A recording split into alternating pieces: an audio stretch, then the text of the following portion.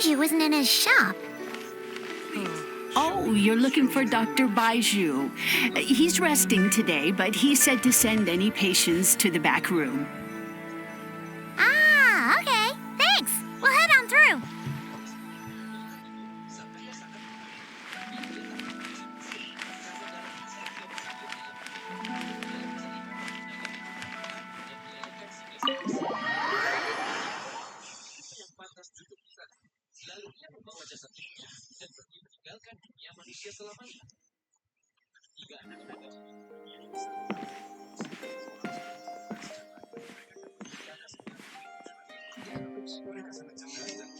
Traveler, Paimon, welcome. What can I do for you? It's the Traveler. She looks absolutely beat these days. She has these... and she keeps spacing out. You have to call her name several times before she snaps out of it. What do you think it is? Is she sick?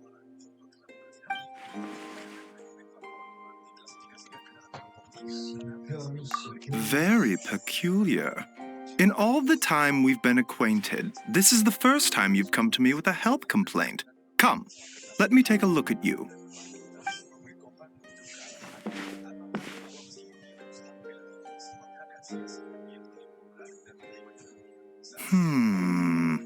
Okay, Paimon does not like that expression, Baiju.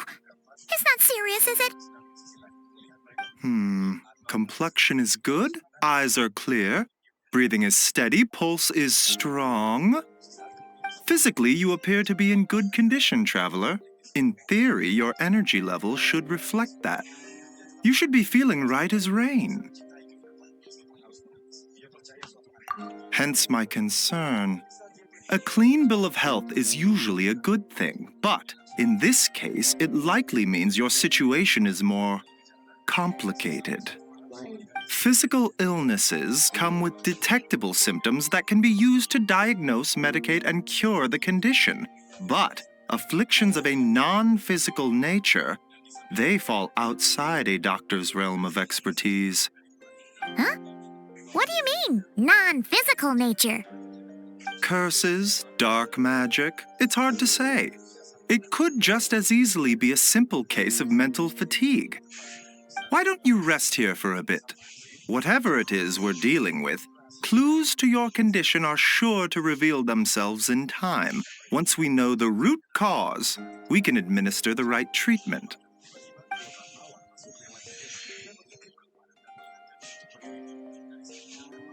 In the meantime, Changsheng and I will review the relevant literature for afflictions that present with mental fatigue.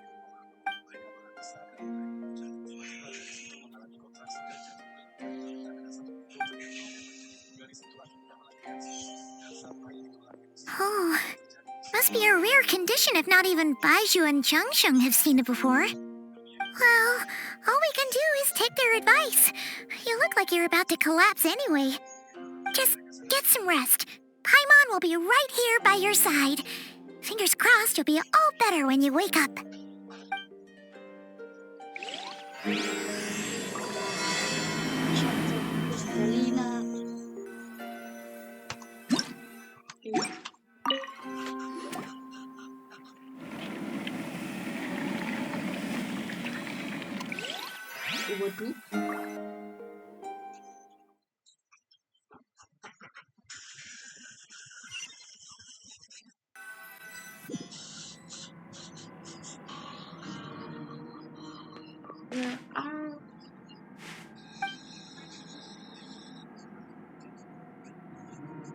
Skirk, haloo.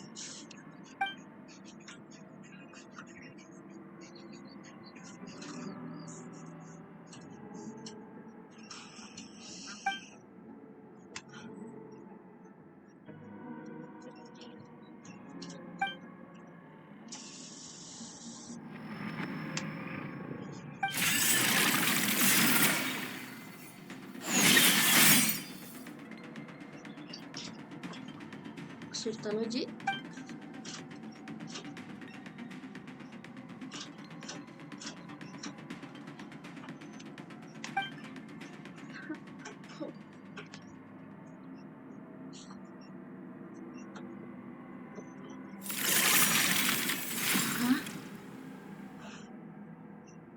Skirk.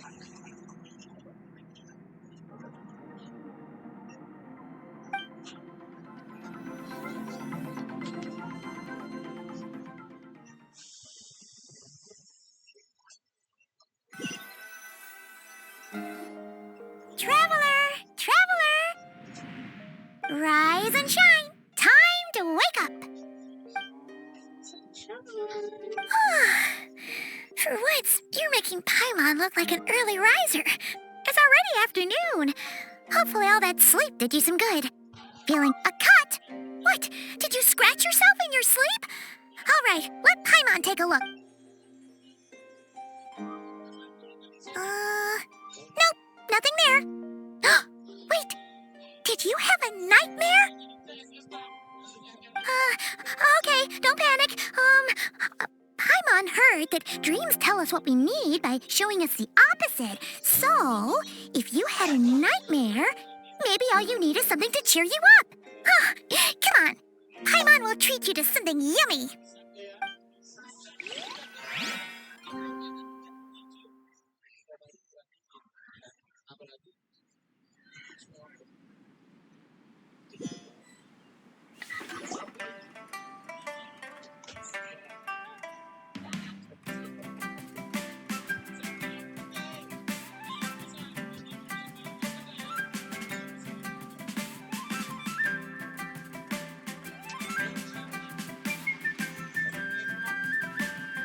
What?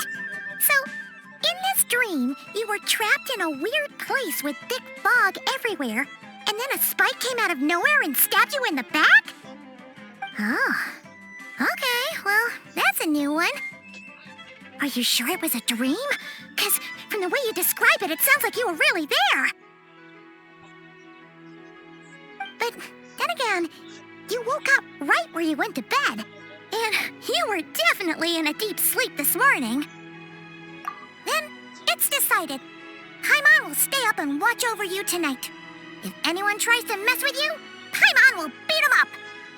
Or, I'll wake you up first and then we can beat him up together.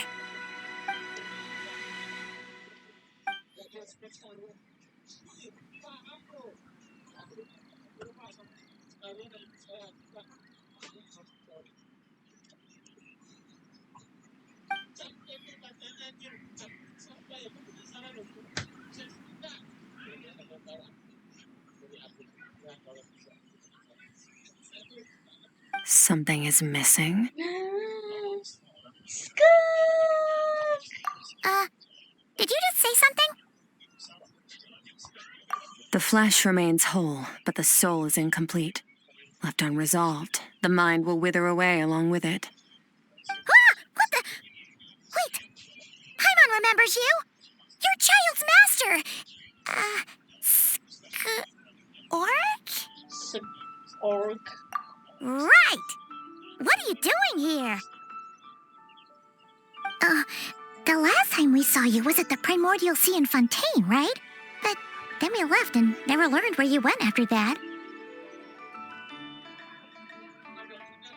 Child's been looking everywhere for you, by the way. What brings you to Wanmin Restaurant of all places? You came here looking for us? And were you the one behind that hocus pocus just now? Tell me, what is it that you saw?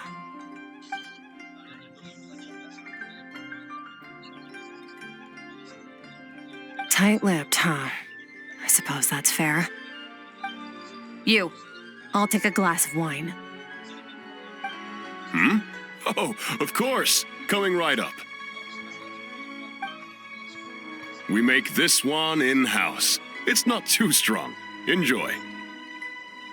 Chef Mao, I'll take a grilled tiger fish over here. Coming right up. Ah, if I knew we'd be this busy, I wouldn't have approved Shenhe's vacation. At the end of the day, what happens to you is of little consequence to me. I'm not here to try and win you over. Trust me or not, the choice is yours. If you want my help, now's the time to speak up. You have until I finish my drink. I was investigating an abyssal disturbance in the area and happened to notice you. Part of your soul is damaged, and the wound bears traces of abyssal corrosion. Need I say more? Neither of those things sound good.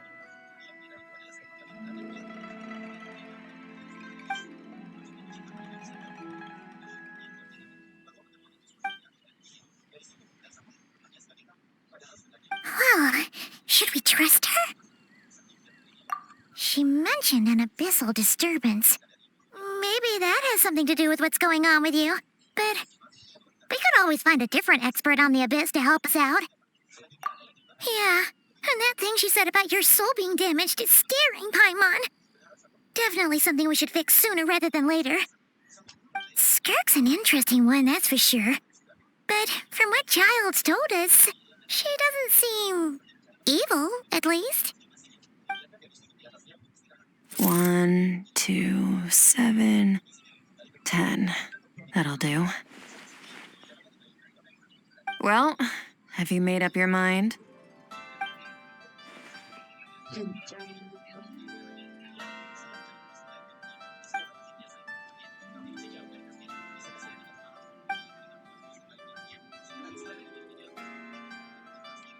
that's all we know, Miss Skirk. Ma'am, can you help us? So, you couldn't disperse the fog. I understand. Come find me in the Guili Plains when you're done here. Oh, and I left cash for the drink on the table. Settle the bill for me, will you? Oh, okay. Huh? She disappeared.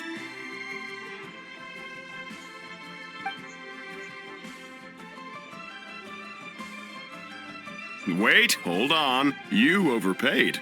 Here's your change. Oh, no, this includes the drink, so it should be the right amount.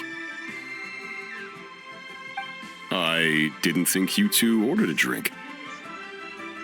We didn't. It was that lady who came and sat with us, remember? You brought it out to her yourself. You sure? I could have sworn there were only 2 of you at that table. What? What'd you put in their dish, Chef Mao? Some kind of hallucinogenic mushroom? You got them seeing things. Seeing things? Wait, so neither of you noticed her? Young lady? About this tall? Wearing a purple dress? She ordered a glass of wine! Oh, now you mention it, that vaguely rings a bell. And it looks like I did open the wine jar, so it must have just slipped my mind. In any case, that settles your bill. Come again soon.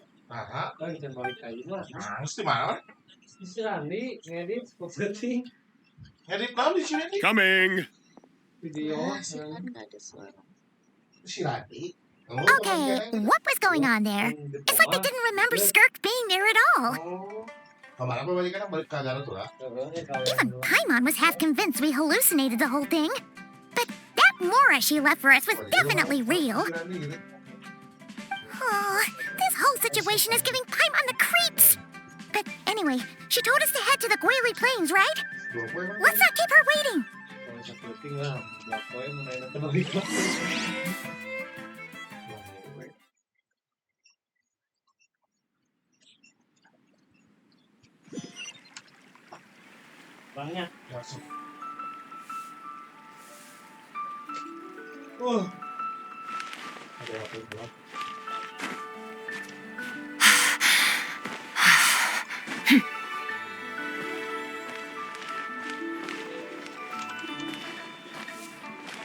Cheap and tasty chop suey! Try something.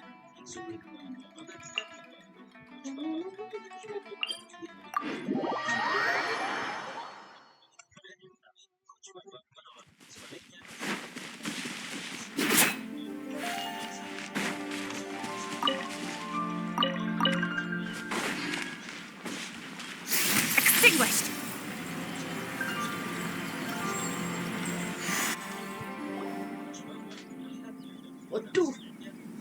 Whoa, what are all these rift hounds doing here? Huh, looks like they're collecting something. Let's go check it out. go.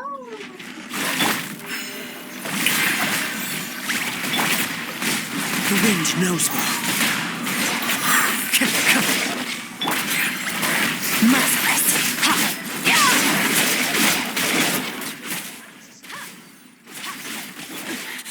Keep going. Merciless. Ha! Yeah! Ha! Ha! Ha! Another star goes out.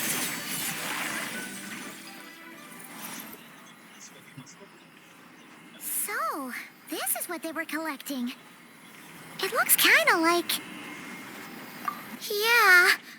What is going on here? From the moment they are born, all beings with great power have an impact on this world. Even if their body is sundered and their soul extinguished, their influence remains. Gods are the most common example of that.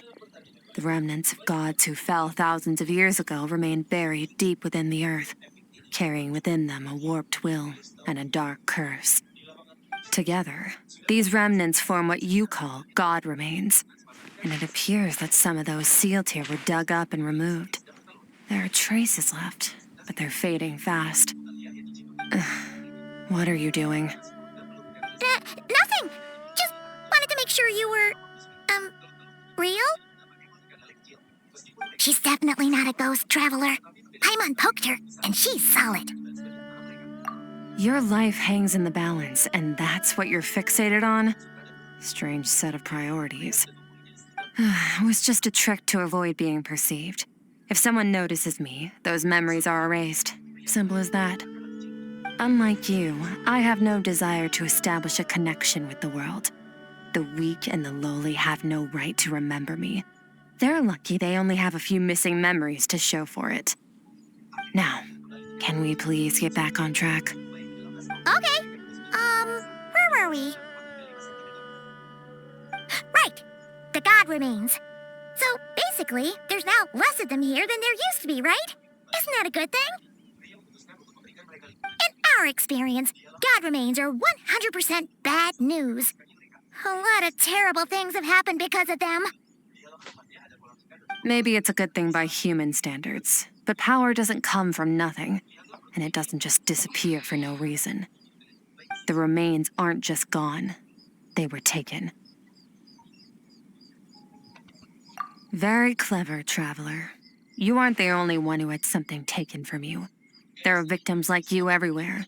The only difference being, you can speak, and the remains cannot, so it went unnoticed. Something similar happened in Sumeru. Within the span of one night, countless consecrated beasts were slaughtered, and a large amount of the god remains buried in the desert went missing. Of course, god remains are just one of the targets. The culprit is chipping away at sources of power all over this world, including the Stella Fortuna above. Wait, you mean the stars? 42 of them have died out in the past few months alone. In Conria, people believed that powerful individuals have corresponding Stella Fortuna. Even should that individual fall, their Stella Fortuna would not disappear, but gradually evolve into a new constellation. Yet now, stars are disappearing from the skies entirely, and it's not hard to deduce what's happening to the power they contain. Something has been leeching power from this world like a parasite steals nutrients from a host. And now, it's no longer satisfied with the remains of the dead. It wants you. This time, it only took a fragment of your soul.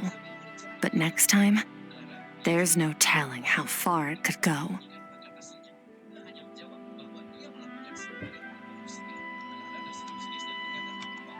No one knows. All I know for certain is this.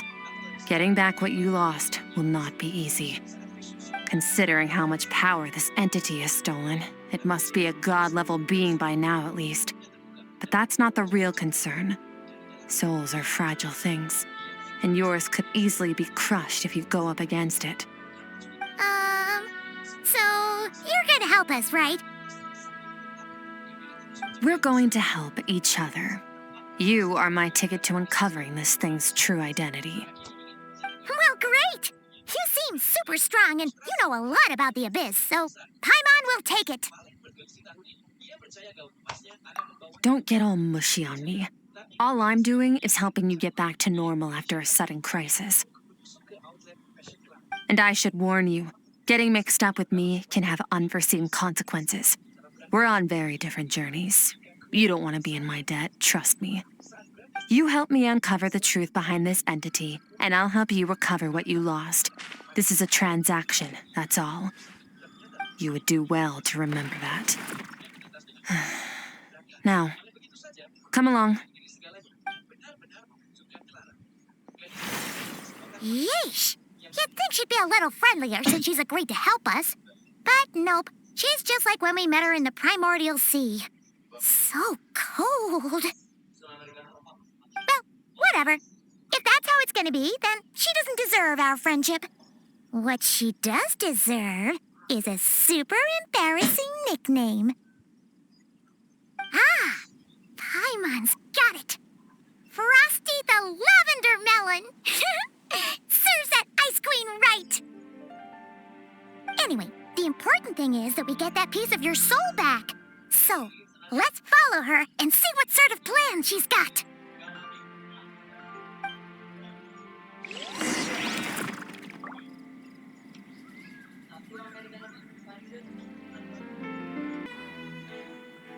Duh, maaf gak ada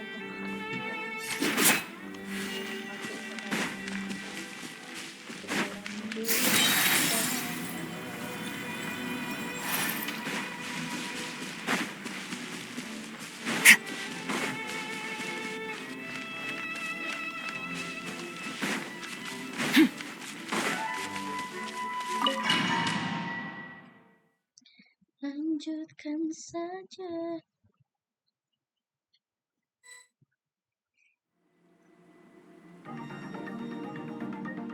Oh shit! Whoa!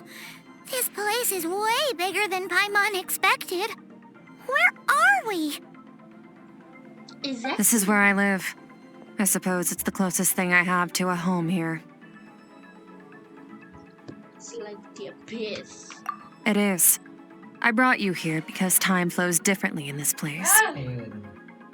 I don't know how much Ajax has told you, but when he fell into this space, I mentored him for 3 months. In that time, only 3 days passed in the outside world. Ajax? Oh, right! That's Child's real name! Yeah, Paimon remembers him mentioning something like that. So, a month here is equivalent to 1 day in the outside world? That should mean we're safe from that power-hungry soul snatcher for now, right? Yes, well, I didn't bring you here just to show you around. In the outside world, the traveler could be attacked at any moment. But coming here has bought us quite a bit of time.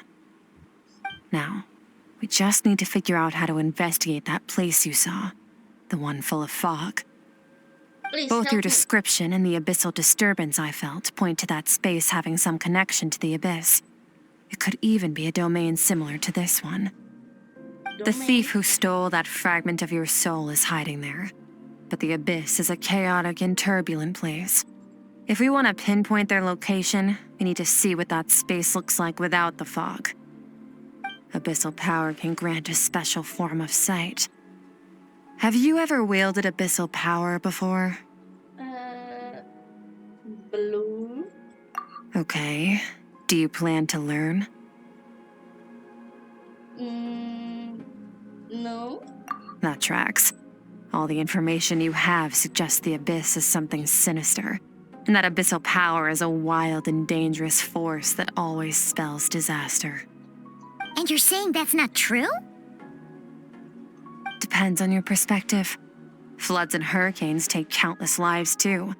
But if one day you gain the power to control them, what was once a calamity is now just another tool in your arsenal.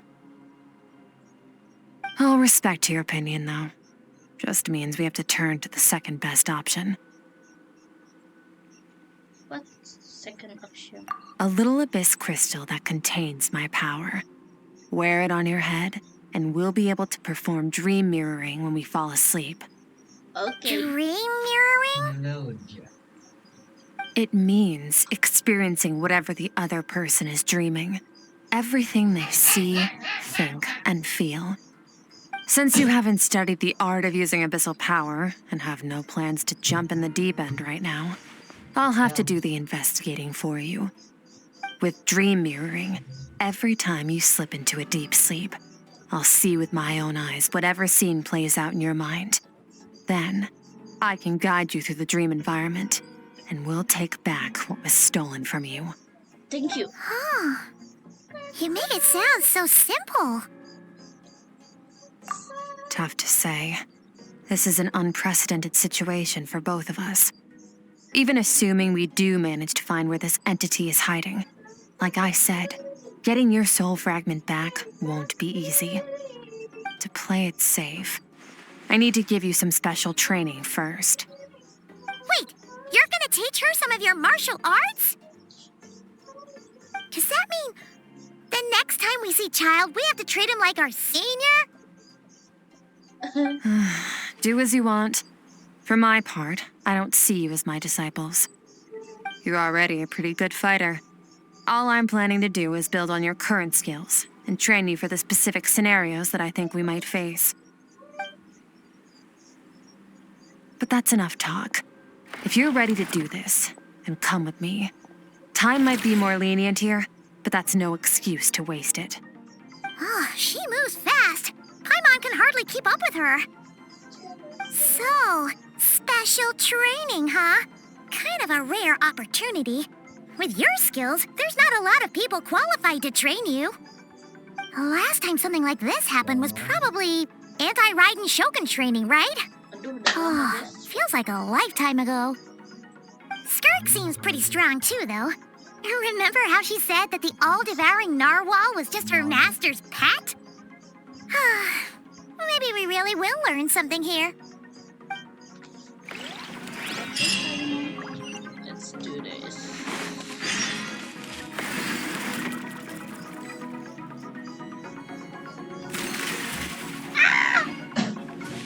Shisho!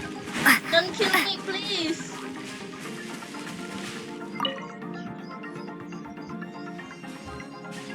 Ready?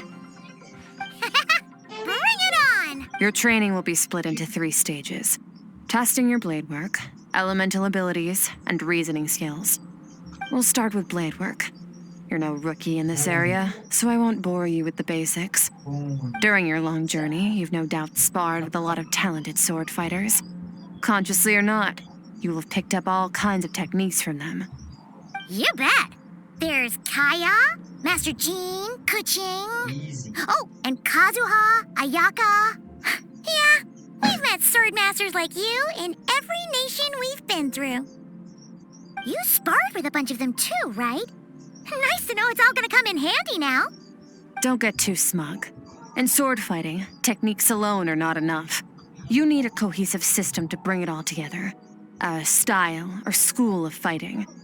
To use the human body as an analogy, your style is your skeleton, the foundation, the framework. Techniques are the muscles and other flesh attached to the bones. This is where your strength comes from. Improving your sword fighting is like growing that body. If your frame got bigger and taller, but you didn't add any muscle mass, you'd be weak and flimsy. Then again, if you packed on pounds of flesh without a big enough frame to support it, you'd end up bloated and unwieldy. You need to do some introspection. Take a good, hard look at your past experiences and figure out which parts of what you've learned are just techniques and which parts can be used to form your own system of blade work. Only then will you get the full utility out of all your thoughts and observations along the way. Only then will every strike you deliver make perfect sense. Wait, is that it? Paimon thought you were gonna teach her some cool new moves. Like when you went swoosh and opened a tunnel to another place. One day, you'll reach a new level of power where you realize that even that's as basic a trick as any other. But right now, our sword styles are so wildly different that teaching you mere techniques is pointless. There are no shortcuts in the pursuit of power. Failure is your best teacher, and rigor is your coursework. That's all I have to say. Time to make a start. Kita akan ketemu Dan Train Slip until lagi. you're satisfied with yourself. Now focus. Destroy Oh, the crystal columns as swiftly as you can.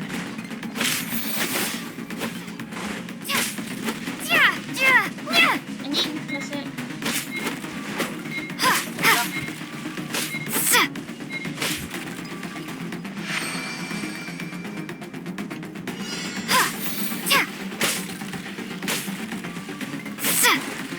Aduh, jadi framing. Oh, this is making Paimon's head spin. Hang in there, traveler! Alright, motherfucker.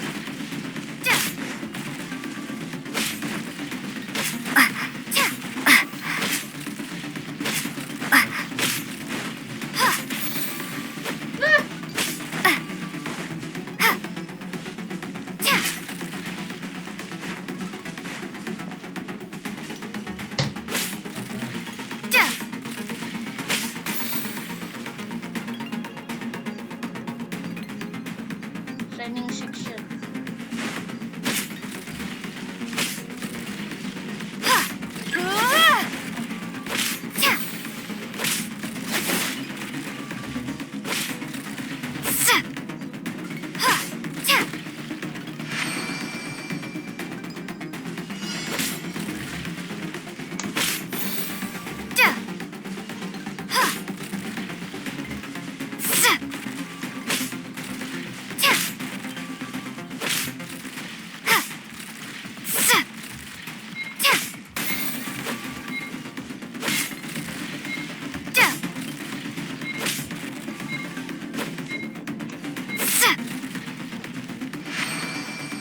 Stay calm. Use your head. You have to keep it together.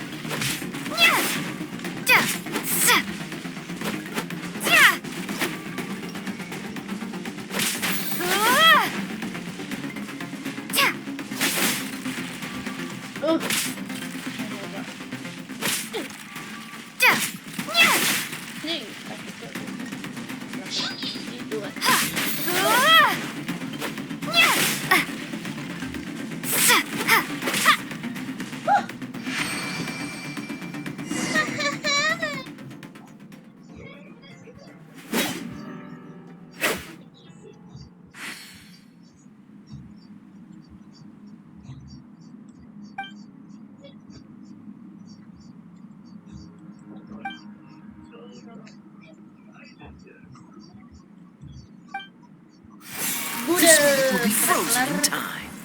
Cut to the chase. Consider a moment of true mastery that you've witnessed in another person and ask yourself, what lies beneath the surface? What's their guiding philosophy? What's their state of... Now take that and practice it right away with speed, skill, and strength, over and over, until your hand is one with your mind. This is the only path to true growth. Step on up! Dance with the waves!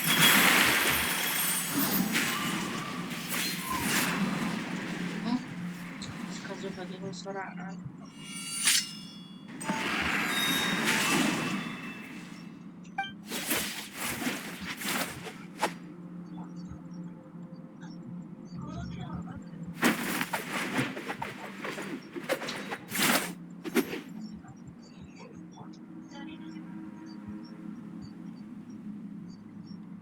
If you start to tire, empty your mind, but do not stop. Stay in that frame of mind as you keep up the fight. Get rid of all redundant movements.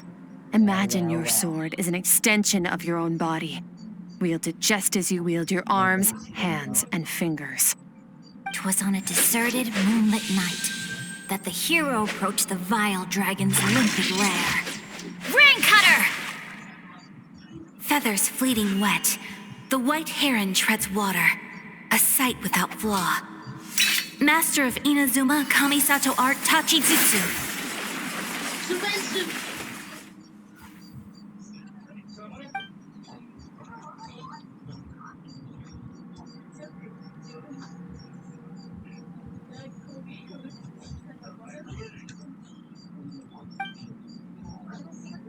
Enjoy.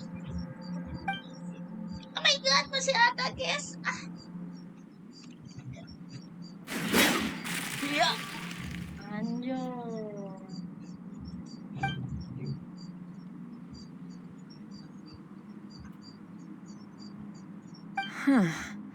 Looks like you've made some real progress. That concludes your training session. Awesome! Paimon knew you could do it! How do you feel? As you should be. Time flies when you're training hard. You've actually been going for several days now with no rest. Yeah, meanwhile, Paimon's had a whole bunch of naps. But you were so focused, she didn't want to interrupt you. Go get some sleep. I'll be doing the same very soon. Let's hope you see that foggy place in your dream, so I can get this investigation over and done with.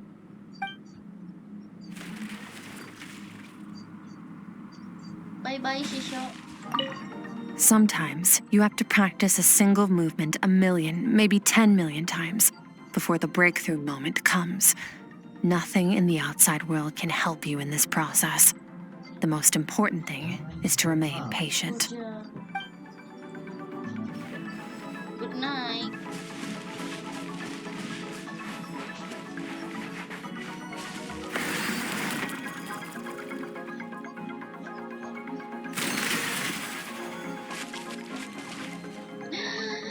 Where are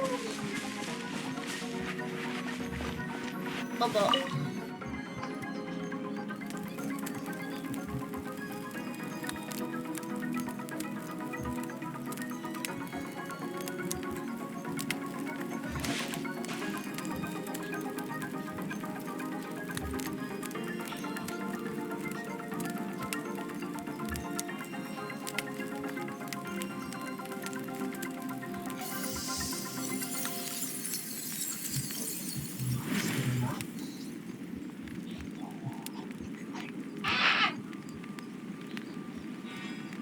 Cutscene, please.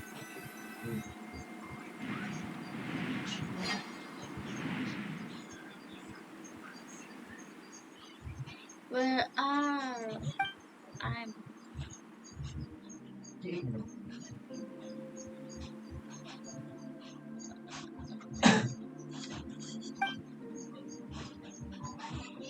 Tuh iya, kudu kasih be panda joki.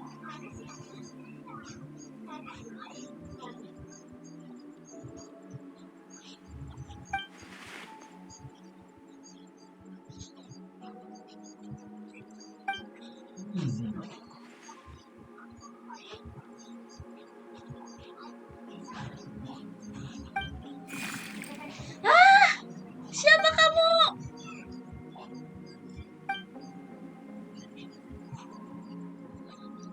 Another silly.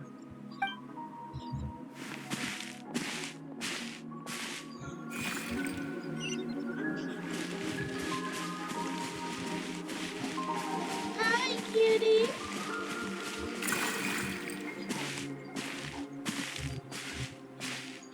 Yahoo!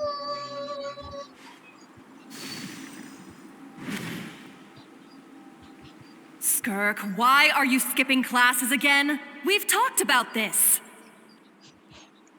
'Cause he's a crabby old man, and he's a boring old man. I don't like going to his classes.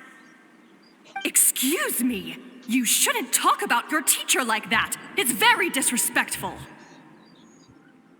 All right, let's not get into a big fight about this. Skirk's learned what she needs. There's no point forcing her to sit through more classes if she doesn't want to be there. But I'd still love to hear about what you got up to yesterday. Why don't you tell your dad all about it? I went diving and I saw this huge fish. I never knew they could get that big. It looked kind of dumb though with that stupid big fat head. I tried to shake its fin, but it just spat water at me. Oh, and today I'm gonna go to that prairie up north. There's supposed to be this giant bird there that can spit fire. I bet if I climbed on its back, it could fly me all the way to the stars.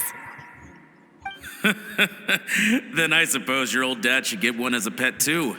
Otherwise, how are you gonna hear me call you for dinner up there in the stars?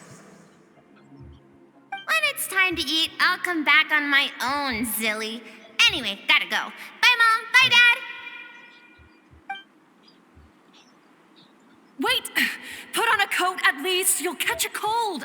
I'm talking to you, young lady. You spoil that child, you know. Ever since that merchant ship arrived, she practically lives outside. Always going on about exploring the beyond one day, whatever that means. Ah, let the kid do what makes her happy. Besides, we both know you're all bark and no bite. Come on, our little adventurer is gonna be hungry when she gets back. Let's get started on dinner.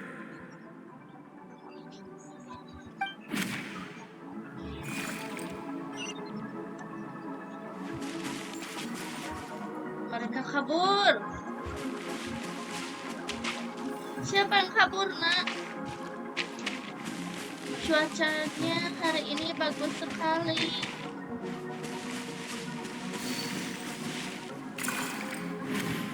The stars shimmer high above. But what lies beyond the stars? Mountains as far as the eye can see? An endless snowy plain? Or maybe buildings taller than the sky, like the people from the merchant ship said. I can't be the only one asking these questions. The universe is fascinating. If only I could meet some other people like me. We could set sail together and explore every corner of the world. I'm sick of being a kid. There's so many amazing things out there, and I'm ready to see them all. But for now, I'm starving. Better get back.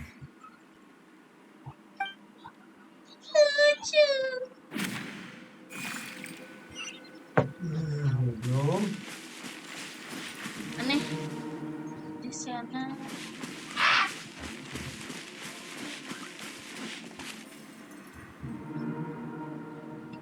Sepertinya ada sesuatu.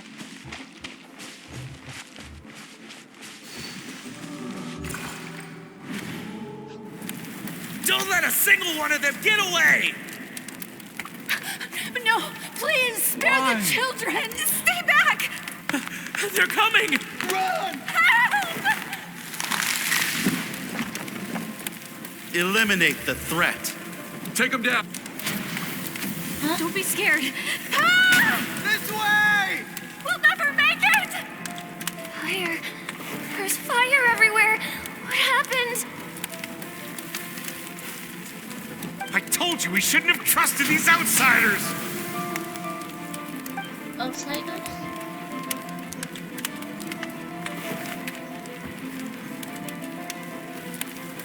Why are you doing this? What did we do to deserve this? We welcomed you with our finest food and drink, showed you the best our home has to offer, gifted you cloth dyed by our own hands. And this is how you treat us? Run! Save yourselves! Captain, Zone 3 is clear and we have Zone 2 surrounded. Is that Begin why- extermination. Remember the orders from upper command. No one is to be left alive. Rest assured, sir. We have enough munitions to annihilate these savages and burn their entire civilization to the ground. Good. The only ones who put up a real fight are that man and his wife, correct? What's their status? We shot the man in the ankles and the wife broke her wrist attempting to fight back. They won't be doing much more fighting. They're holed up in their home for now, but they won't last long.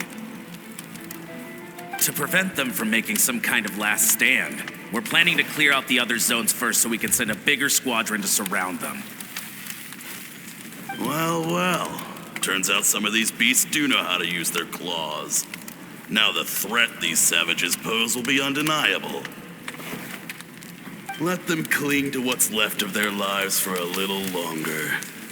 Once the other zones are cleared, I'll cut off their heads Who myself. are you, bitch?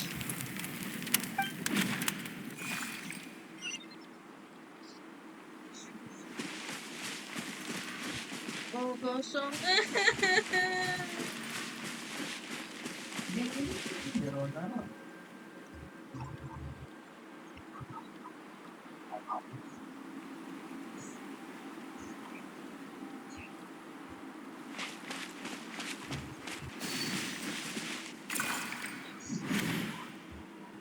Dad? Mom?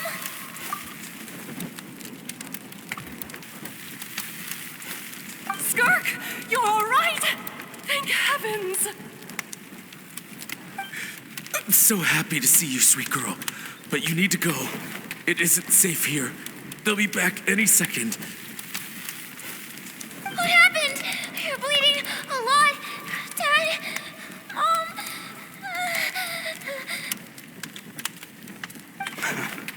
This is the place. Alert all units. Prepare to surround. Run, Skirk!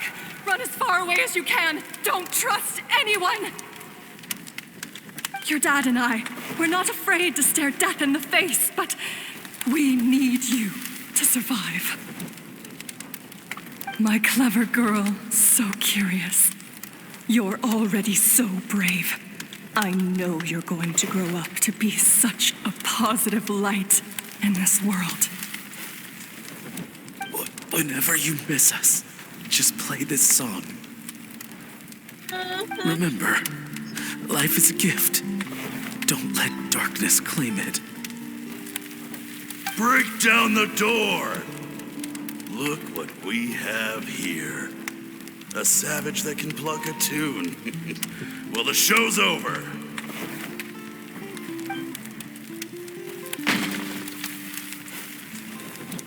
You! Stop singing! Shut it! I said shut it or I'll make you! Fine. Have it your way!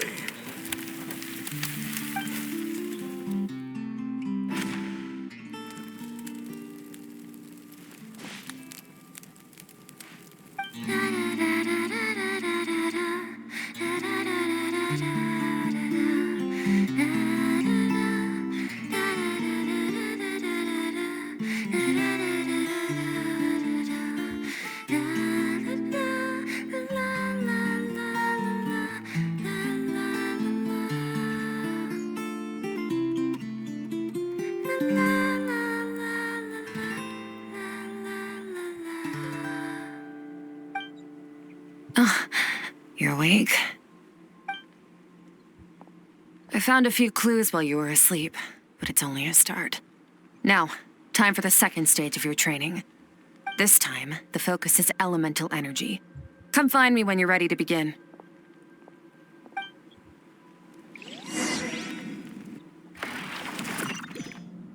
Lanjut lagi latihannya, guys.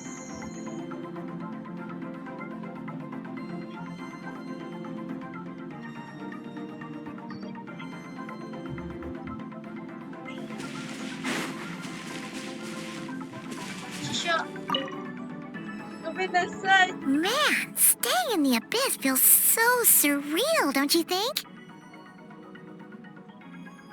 No day and no night. It's like time hardly exists. If we weren't careful to keep track, it feels like we'd have no idea how long we've even been here. Well, except for the fact that Paimon still gets hungry like clockwork. You go do your training. Paimon's gonna grab a bite. Okay, Paimon.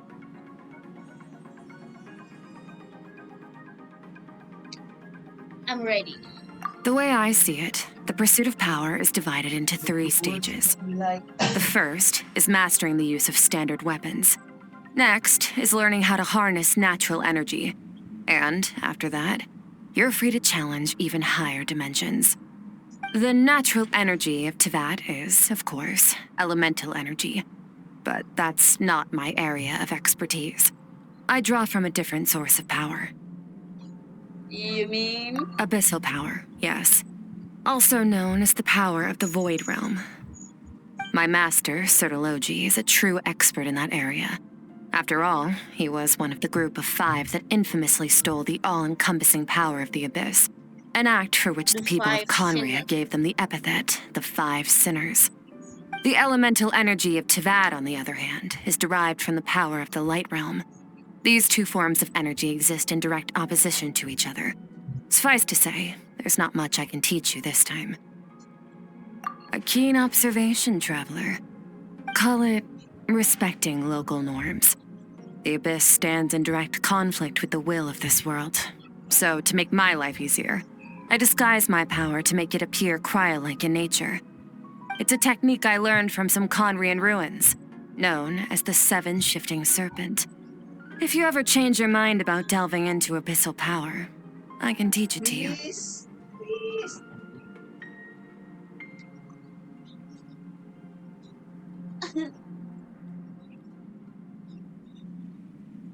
So I've heard. You seem to have a knack for removing abyssal power. But is purification really what's going on there? Like I said, Do you power does mean? not simply disappear, just thinking out loud. Let's focus on your elemental training. That's what's gonna help us if the situation gets tricky. True growth comes from adversity, but only if you make the choice to pick yourself up again every time you fall. So, Okay, Shisho. it's time to push yourself to the limit, and then keep pushing. This is the only way to advance at pace. Use the power of Animo to clear the field as fast as you can. Oh, okay. Tapi kan Nemo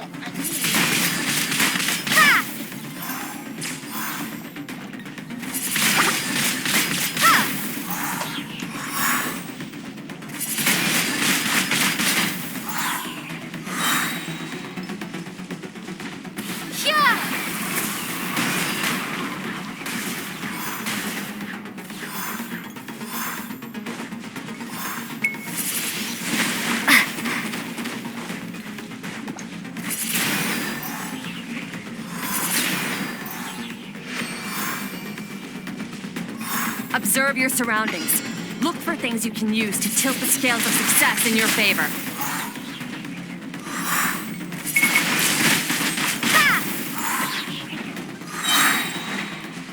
Prepare to be blown away!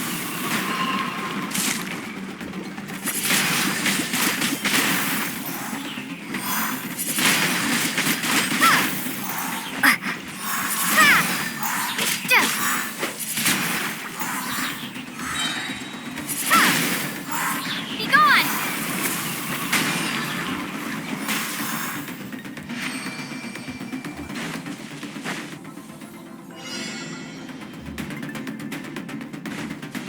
Use the power of Hydro to destroy the spikes.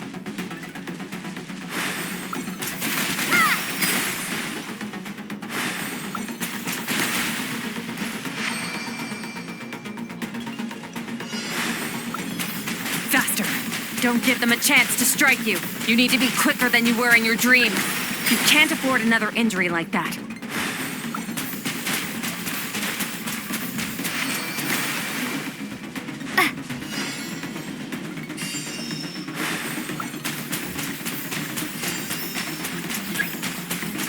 Water jet!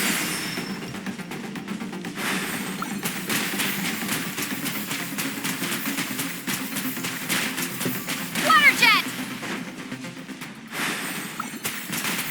Water jet!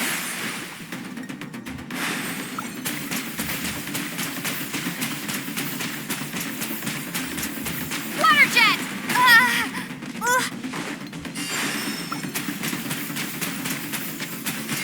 Water jet!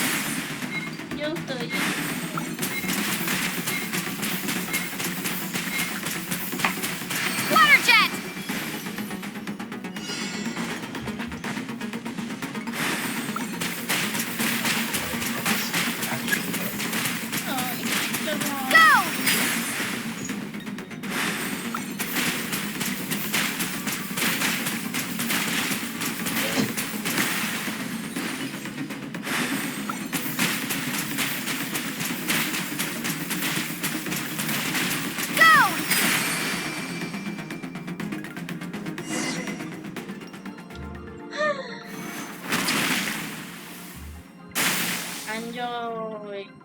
tinggal cryo nih.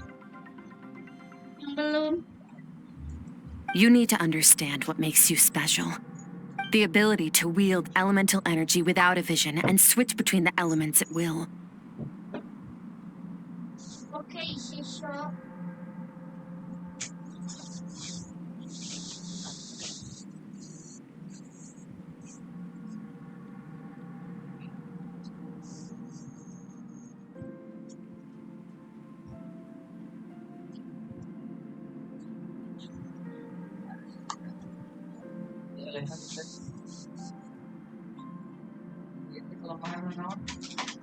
Elektro, jangan disuruh.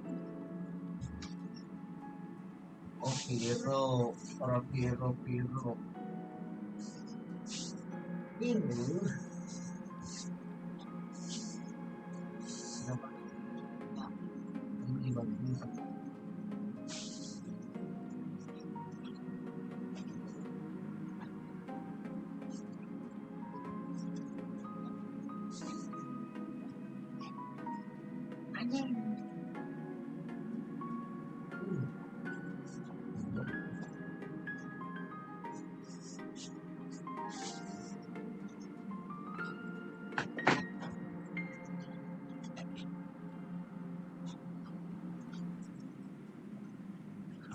Kali.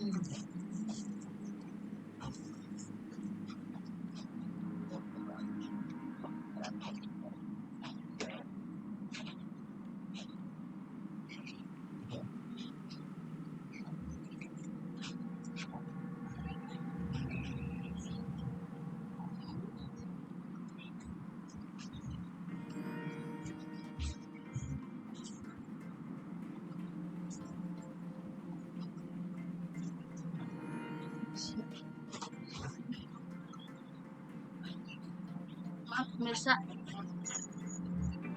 saya lapar.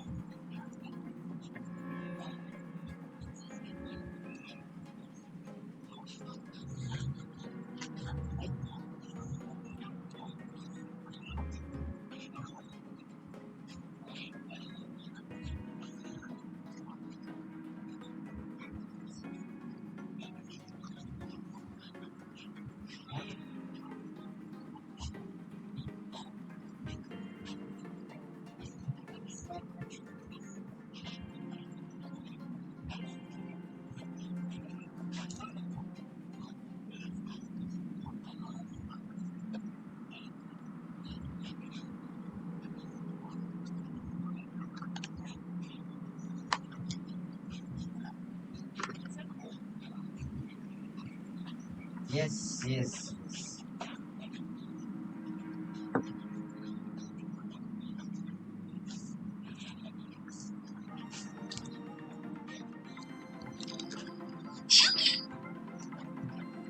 It means your aspirations need no approval from the gods. Your power is not bound by the rules of this world. So be bold. Do not be afraid to chart your own path.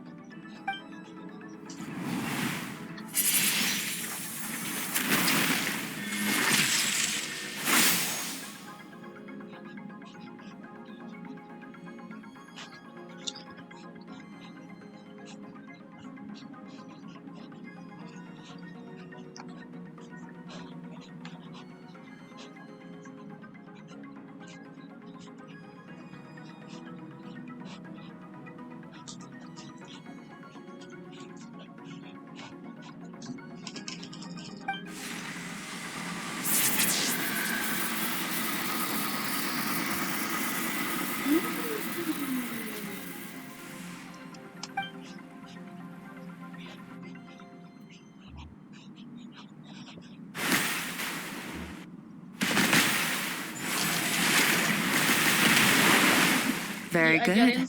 It seems you've reached a deeper level of connection with the elements.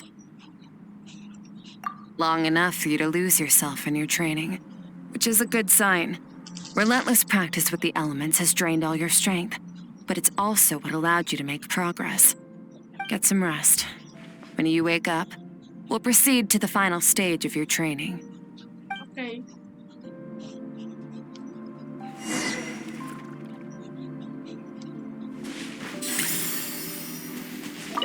If you wish to master the elements at a fundamental level, you must see the entire natural world. Nature in all its places and forms. That is part of what it means to be a traveler.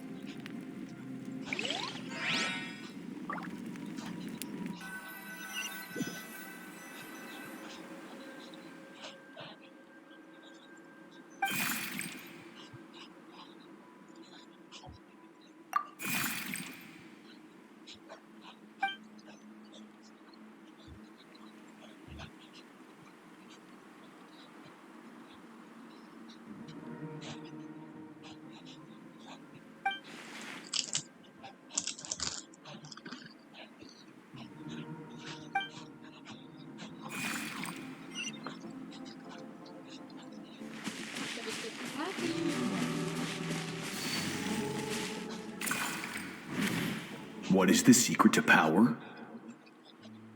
Longing, hatred, self-preservation. No, it is fear. The fear of losing those you love.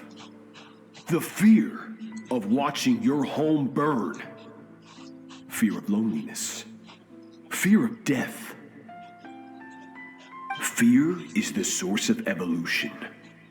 It forces humanity to adapt to their environment and overcome hardship. It is in the process of prevailing over our fears that we surpassed first ourselves and then the rest of the world. That fear is now part of you. It calls on you to evolve. And it is time to answer.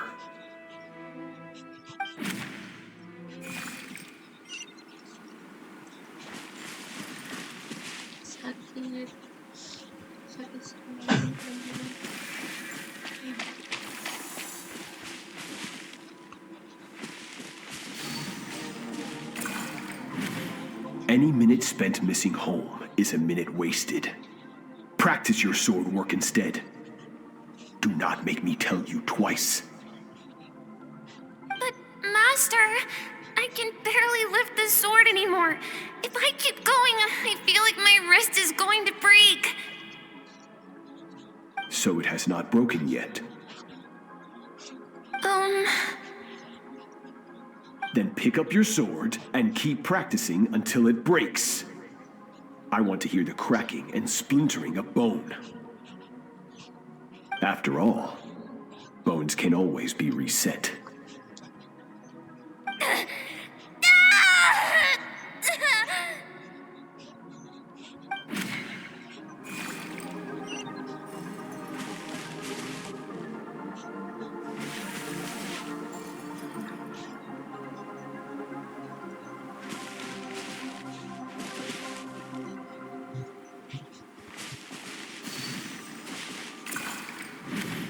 Good, Skirk.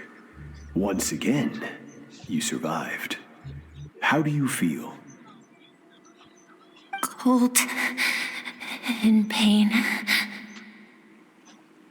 These are signs that you are adapting to the abyss.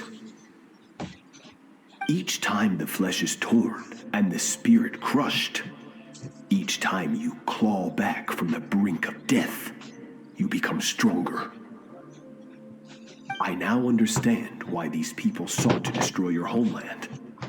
Your potential goes beyond even what I could have anticipated.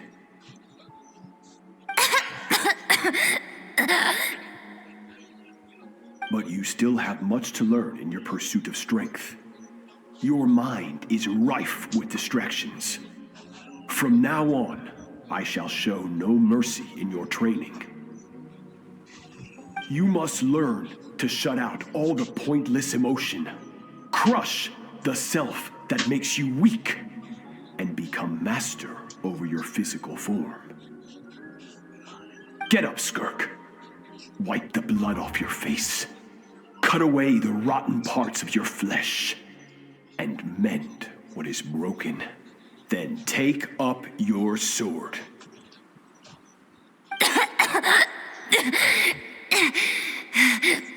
Yes, Master.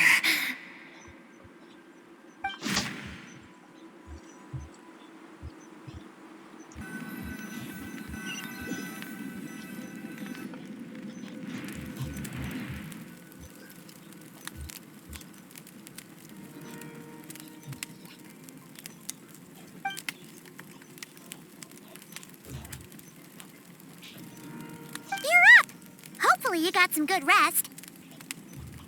Skirk said to tell you that she's ready to start the final stage of your training whenever you are. So, want to head over now? Or did you want to wait a little?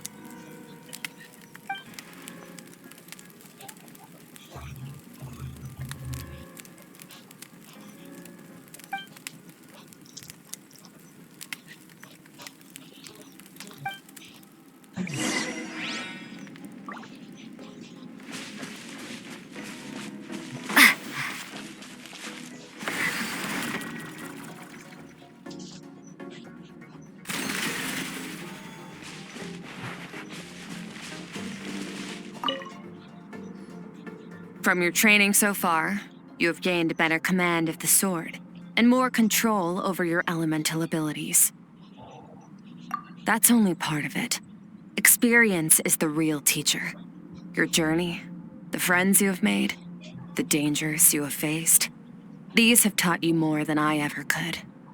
Now, it's time to focus on how you react under pressure.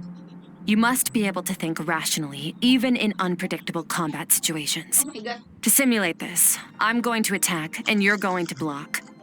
Ready?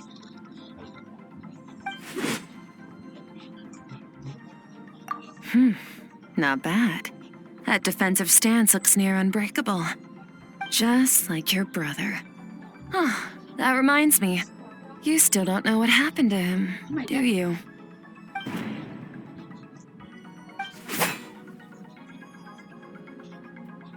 Hey, no fair! That's cheating!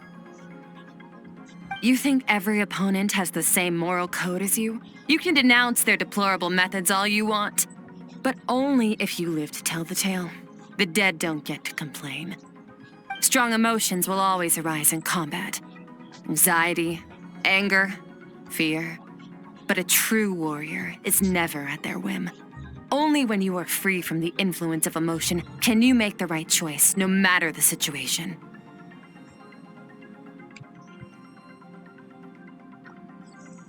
How amusing.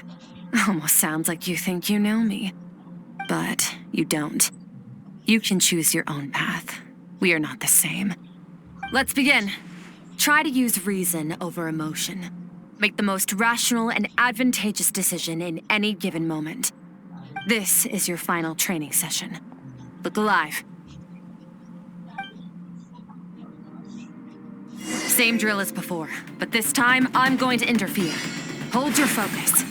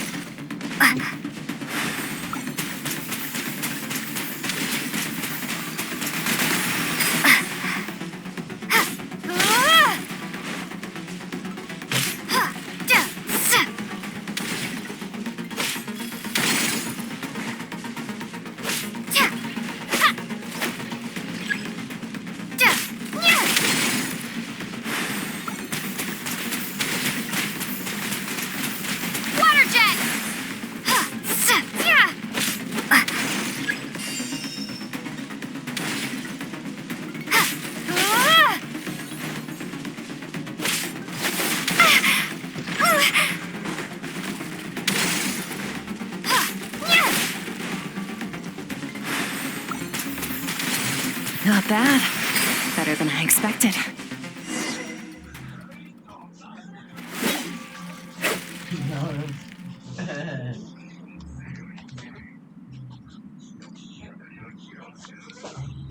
Dia ladak.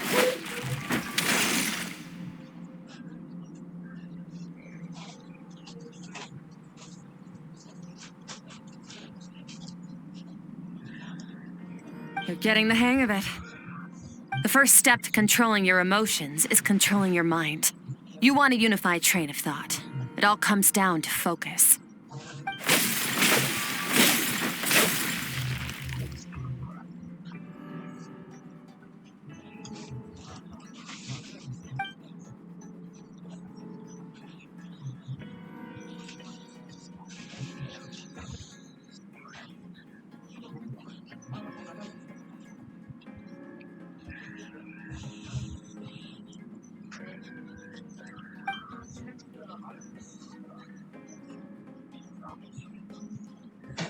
Your mind is rife with distractions. From now on, I shall show no mercy in your training. You must learn to shut out all the pointless emotion, crush the self that makes you weak, and become master over your physical form.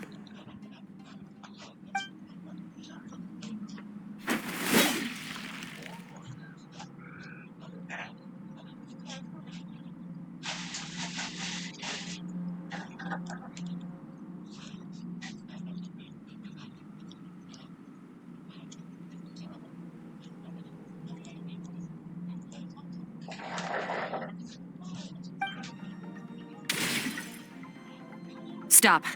Let's pause here. One look, and I can tell your mind has wandered. That's to be expected. There's a limit to how long a human being can concentrate on one thing. Staying calm and focused sounds simple in theory, but in practice, it's more demanding than sword work or elemental abilities.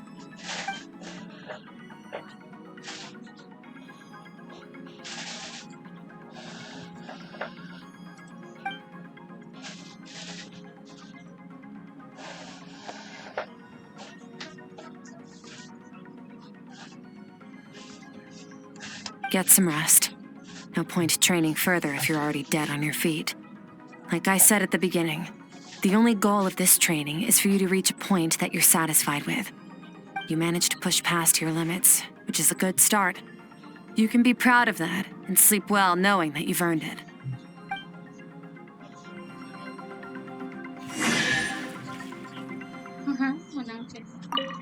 Warriors will train day and night to perfect their skills.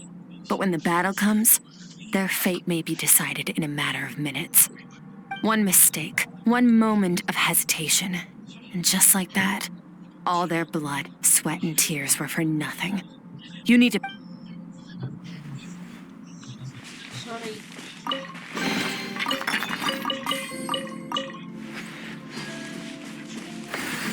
Hey bro, jadi konten.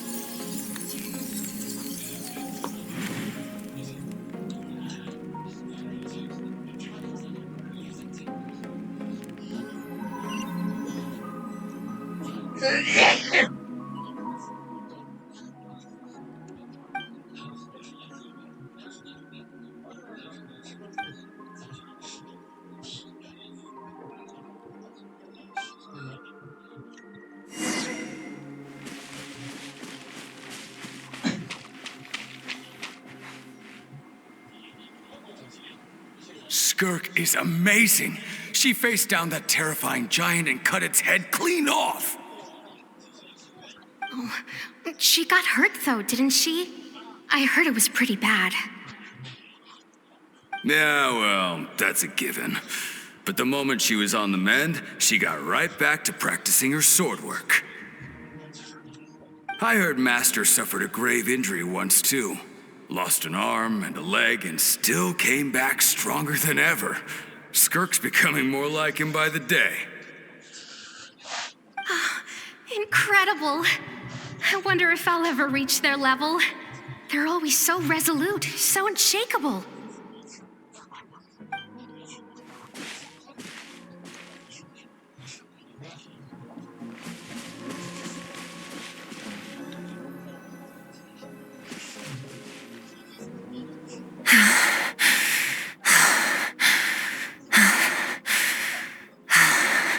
Pathetic. You're not even trying. You're so much weaker than you think. Skirk, have you become a positive light in this world?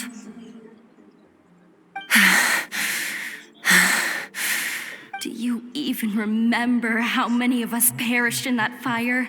How many bodies were left to rot on the scorched earth? Yet you alone live on. Keep your gaze fixed on your blade. You don't deserve to rest. I have so many questions. I just want to jump in a spaceship, explore the whole universe, and get answers from the stars. I just need to wait till I'm grown up. Then I can do anything. Now, you must bid farewell to who you were in the past and become someone stronger. Run, Skirk, run! Only death awaits us here. Keep running, and don't ever look back.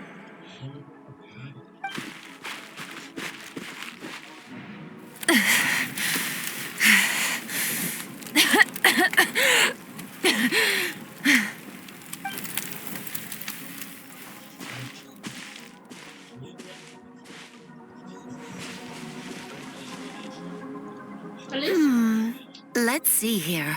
First things first, you need a new identity. Going around telling people you're from somewhere beyond the stars won't do, now will it? How about saying you hail from beneath the earth instead? As the Conrian saying goes, venturing out into the universe and down into the abyss are the same in that both are braving the dark unknown.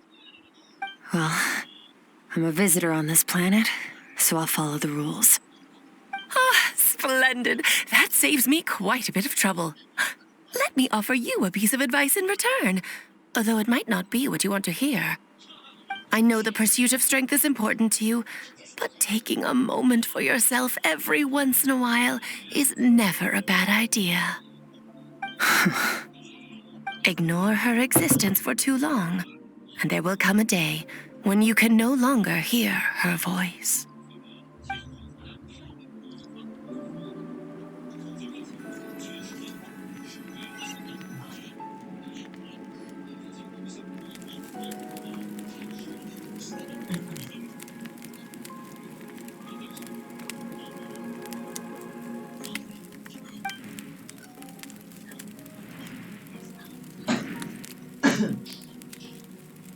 You're awake! You must be starving, right? Ta-da! A barbecue feast just for you!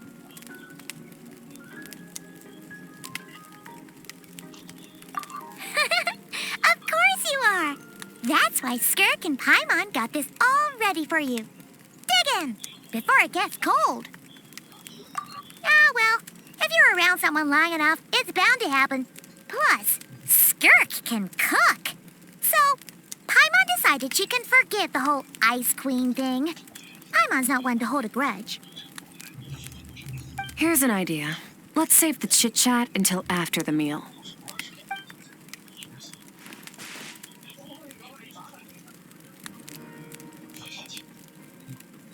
Ugh, so full. Okay, it's Paimon's turn to sleep now. Wake her up when it's time to go.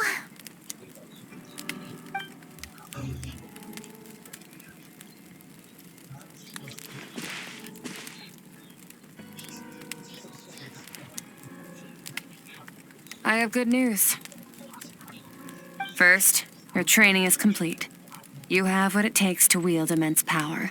Now it's just a matter of putting it into practice. Continue to learn from your journey and hone your skills against formidable opponents. Second, I've located the culprit we've been searching for. Next, you just need to retrieve the missing part of your soul, and our business will be concluded. When Ajax trained with me, he once told me he was bursting with questions. So I allowed him to ask me 3 of them before he left. You and I may never meet again, traveler.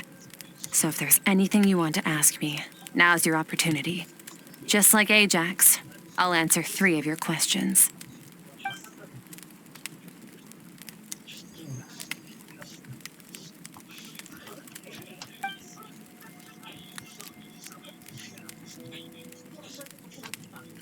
Okay, not the angle I was expecting. What makes you ask that?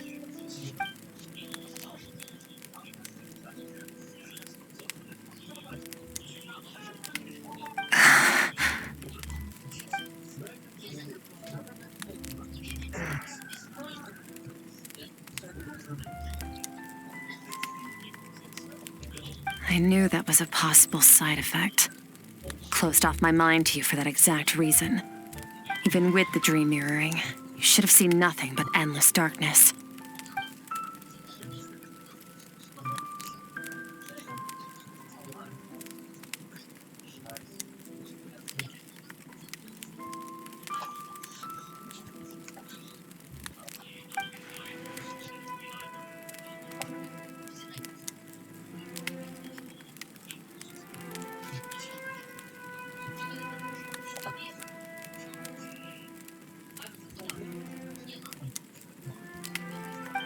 Whatever.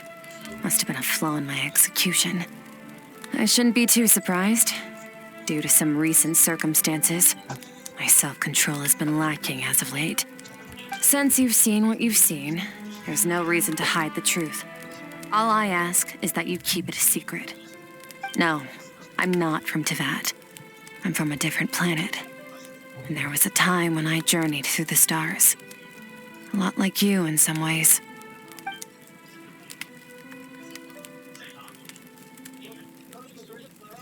No, we're different in that respect. You're influencing the fate of this world. But me, I'm just passing through. Several hundred years ago, my master, Sertologi, opened the border between worlds and sent me here. But this is not my home. And one day, I'll return to the vast unknown of space. So, there you have it. On to your second question.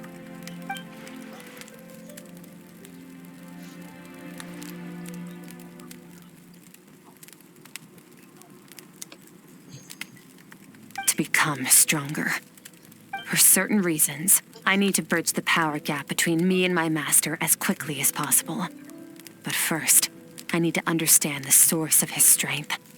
To do that, I need to follow in his footsteps, walk the path he once walked, and somewhere along the way, I'll find out how to defeat him. That is my sole focus and purpose. Okay. You have one question remaining.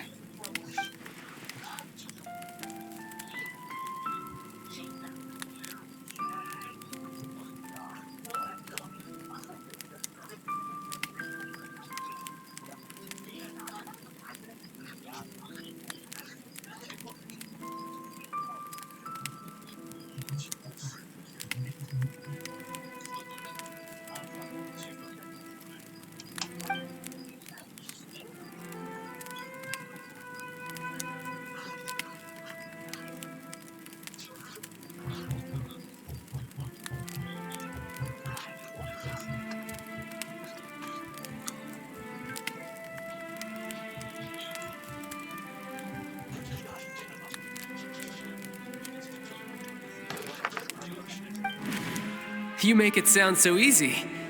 Ever since the incident I experienced there, I've never stopped searching for Master Skirk and that unknown abyss. But it's been years now, and I've still found nothing.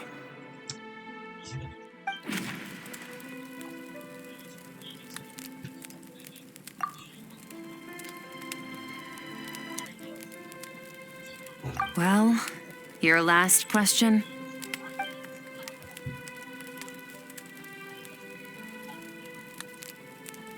Ajax. His situation is different than yours. Before you ever crossed paths with me, you'd already encountered many formidable people, studied their techniques, and developed your own skill set. So, during your training, all I had to do was build upon that foundation. But Ajax was so young when he came to me. A complete blank canvas. Children can't help but imitate their role models. In the long run, that would only hinder his growth. Once Ajax has enough strength in his own right, I will allow us to meet again. Until then, let that motivate him to reach his full potential.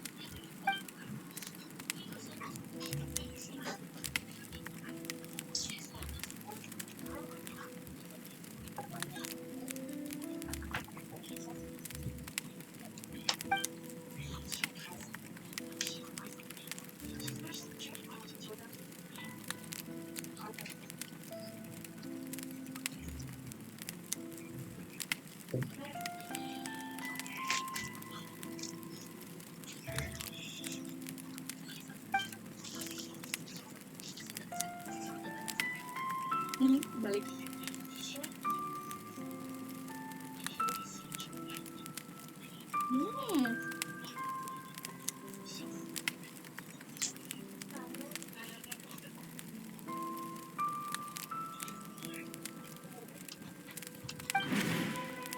Unlike you, I have no desire to establish a connection with the world.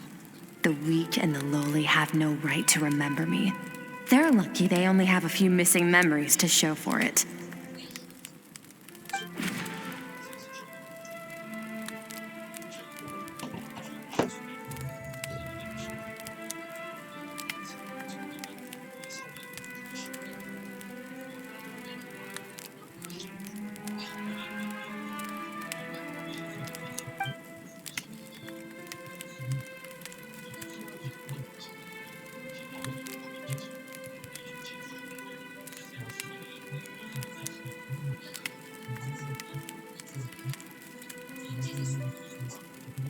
Wake up your companion. It's time to go.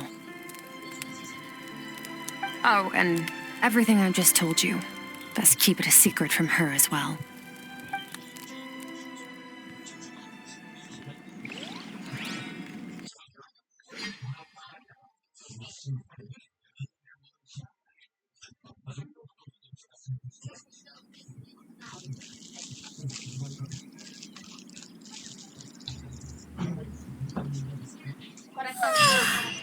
Time to go. Oh, finally. Kemana, Jess? Where are we headed?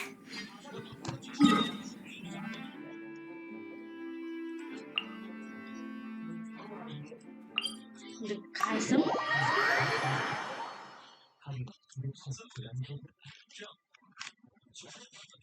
Just follow me. I'll open an abyssal rift close to the culprit's location. It will take us to where he's hiding.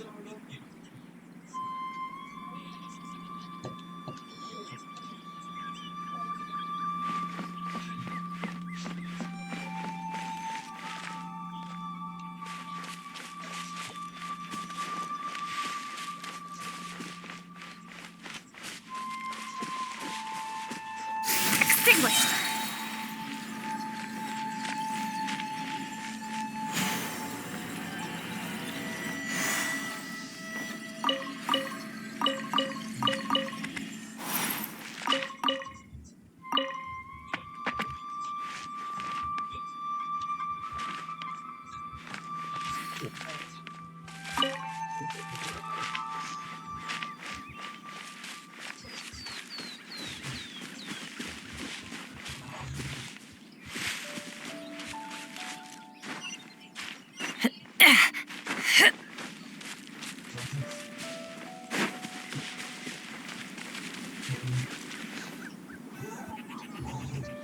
Wait, this is near the chasm, right?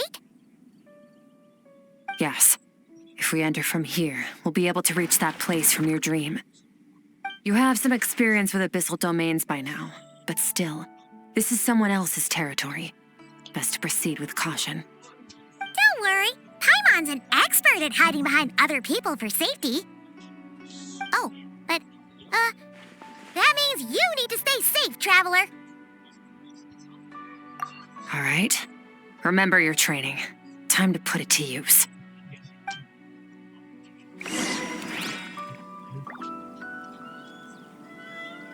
Fearless.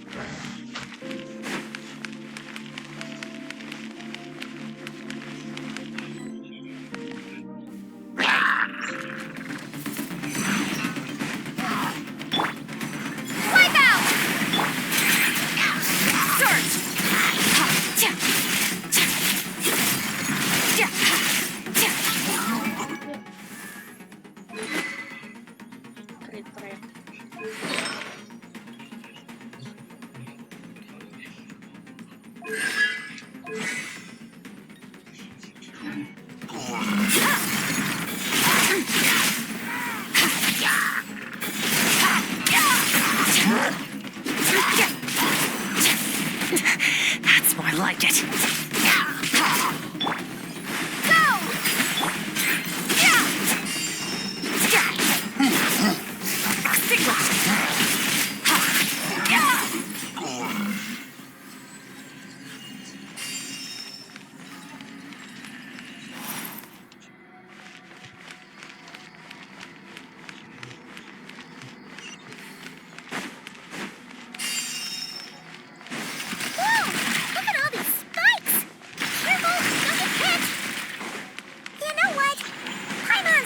Float behind you.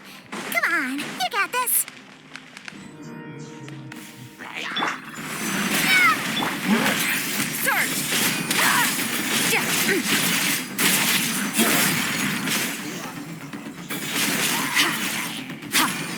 Hey, what are you two doing?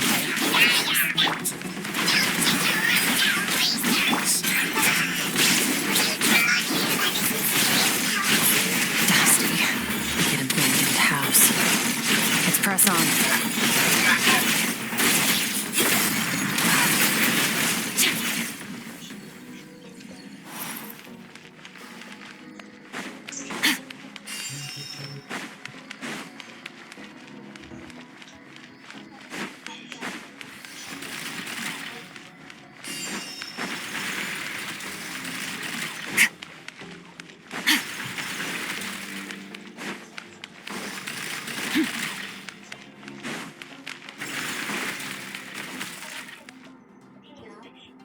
Oh, looks like this is a dead end.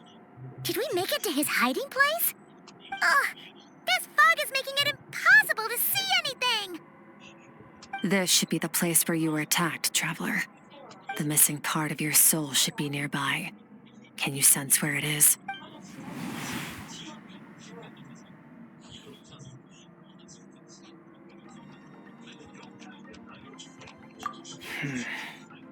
Our opponent must have covered his tracks just in case.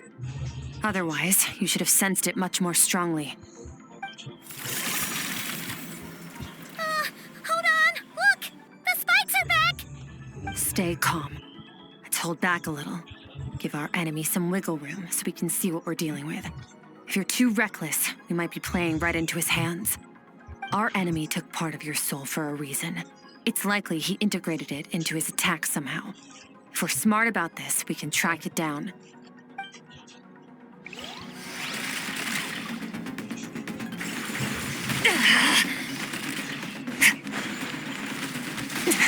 That's more like it.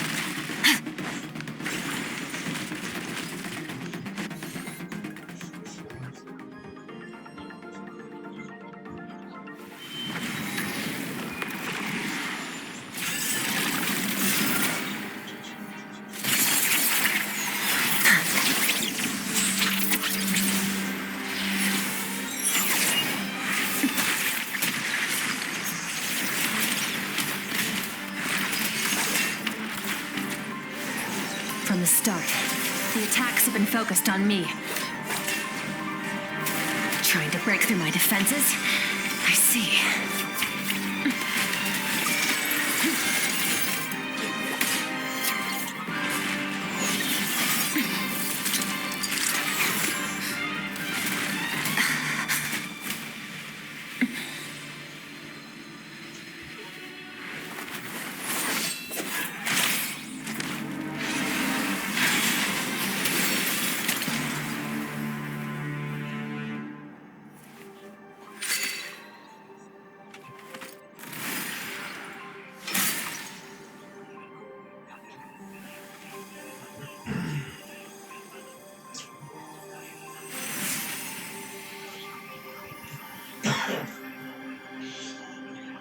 There. I got it back. Traveler! Skirk! What happened? It looked like Skirk just got... In the Gwali Plains, you asked me why this enemy chose you as his target. Now, the answer is clear. It's not just the fact that your strength is impressive. It's also because of your ability to, as you put it, whatever that actually means. The fact is, that ability allowed him to do something that should have been completely impossible. Namely, break through my defenses and steal my power. No, he couldn't have known I'd come to his domain. He only stole your soul fragment because he knew the value of its power. I doubt he expected it to come in handy so soon. Call it fate, if you want. I believe that's the term they use in this world for arbitrary coincidences like this.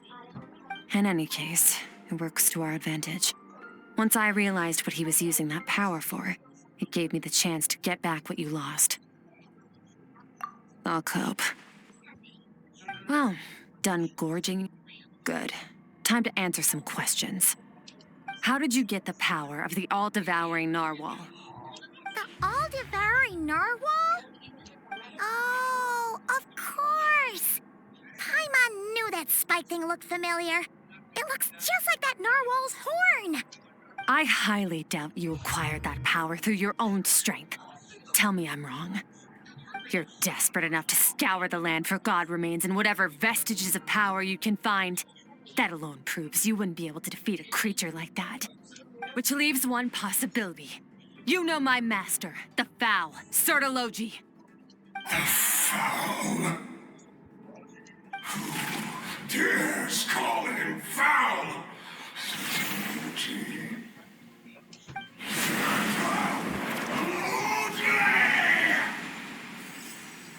What's wrong? Bit off more power than you can chew? You're struggling to hold a basic conversation. Just a little longer. I'm still...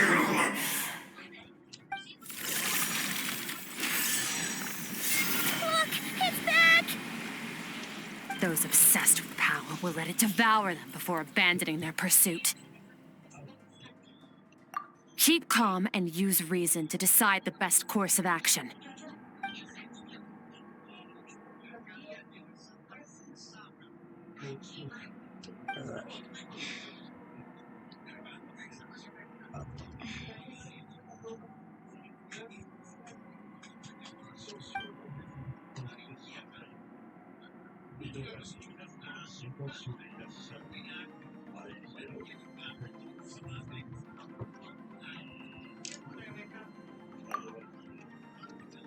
Wise decision.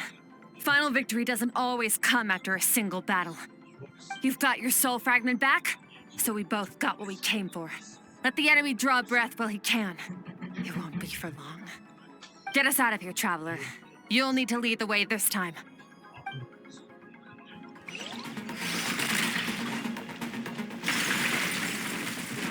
Skirk, is your shoulder gonna be okay? The wound is minor. It'll heal in no time.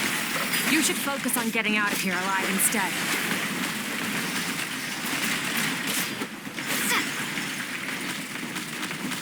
Uh-oh! Falling spikes! Run!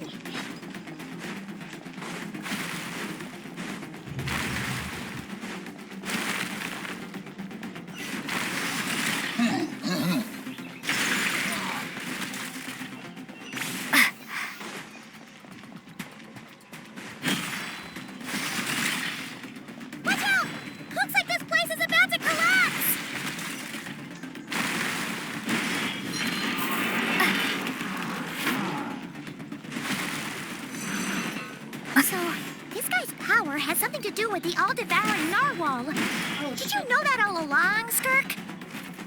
I had my suspicions. That's why I decided to investigate in the first place. But suspicions only get you so far. I needed to verify it for myself.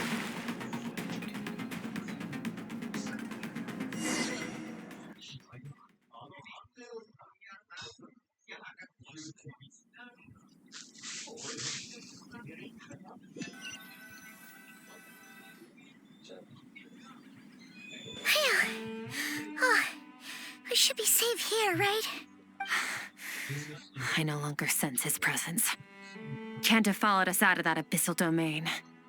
Weaklings like him will find that my power is not so easily controlled. He won't be leaving that place until he's managed to digest it. You seem surprised. I suppose that's fair. You've seen but a fraction of what that whale is capable of. That gaping maw could swallow a planet whole. It's called the all-devouring narwhal for a reason. Devouring is what it does best. It can extract power from anything, dead or alive, as long as it manages to make physical contact. Yeah. When we had our run-in with that thing, Neverlet mentioned that it has an instinct to devour. Your dragon friend recognized the nature of its abilities and used the power of Hydro to protect you. That worked because it was in a satiated state, so it was somewhat less aggressive than usual. It's a different story when it has no more power to feed off of. That's when its true voracious nature kicks in. It could devour everything on the planet in that state, which is why I cast it into that void space. But I hadn't counted on there being anyone left on this planet capable of wielding its power. To me, that says he must have encountered the whale a long time ago. Meaning, exactly, it told me everything I needed to know. Hence why I said we both got what we came for. And I believe that brings our transaction to an end. Now that you're whole again, you can get back to your own journey. I'll handle the rest of this situation myself. No way! We can't leave now! Something was stolen from you because of us. We have to help you get it back. This isn't my first taste of failure or losing power. When you fall, you get back up again and become stronger. But what if that monster finds you before you're all better? Plus, how are you gonna get home? It's not like you can just go swoosh and open a door to the abyss again. Not without your full strength. So, sticking with us for the time being doesn't sound so bad, does it? Fair enough. Then take this. What is it? The bag of Mora. Nothing in this world is free. I know that much. I'll leave the planning to you. Hurry up and decide where to go. We shouldn't linger. We should take Skirk somewhere she can rest. But where? Paimon gets the feeling Skirk wouldn't like being around a lot of people. Oh, wait! Baishu said we could rest in the back room of the pharmacy, didn't he? Let's head there!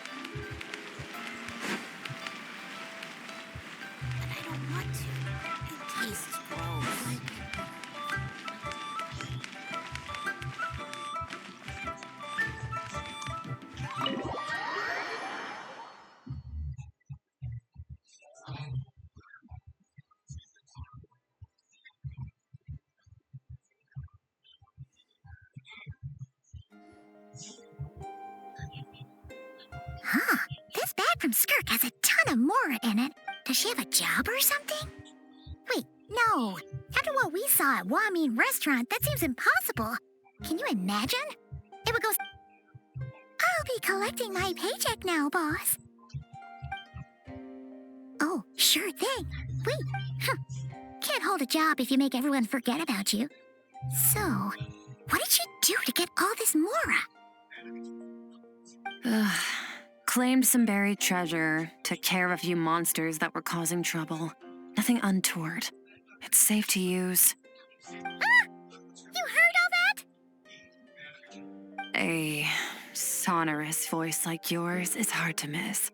I wouldn't be surprised if the sound of it traveled to the nearest mountaintop. Then, did you by chance happen to hear Paimon's little, joke earlier? You mean when you called me Frosty the Lavender Melon? No, sorry. Paimon totally misspoke just now. She didn't say that at all. It was, a Paimon lookalike. Yeah, she's a piece of work, that one. Always impersonating Paimon and giving people weird nicknames. Okay, fine. The truth is, Paimon didn't like you all that much at the start, but things are different now. You helped the traveler in a big way, so what do you say? Friends? Ugh. I noticed there was no one bed. Go ahead and get some rest. Wait, what about you? I don't get tired, and I don't need rest. I'm going to practice my sword work. That should help me. But your shoulder... Hey, don't just leave! Ah, whatever. Let her tire herself out. She'll come back. Let's get some sleep, traveler.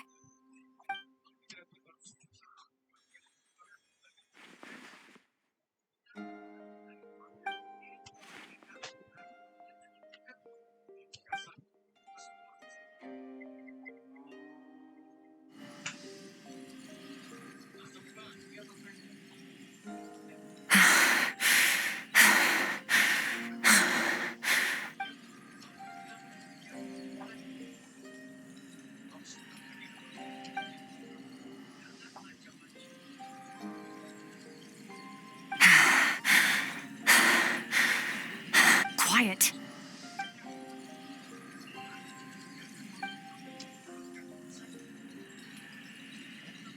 Do you even remember how many of us perished in that fire? How many bodies were left to rot on the scorched earth? Yet you alone live on. Keep your gaze fixed on your blade. You don't deserve to rest. Run, Skirk, run! Only death awaits us here. Keep running, and don't ever look back.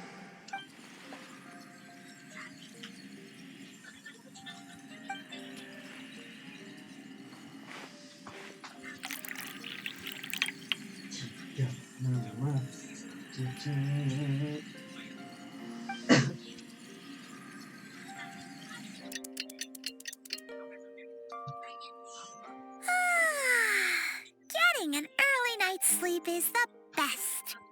That bed was so comfy. Wait, Skirk? Have you been sitting out here the whole night? The bed's all yours if you want it.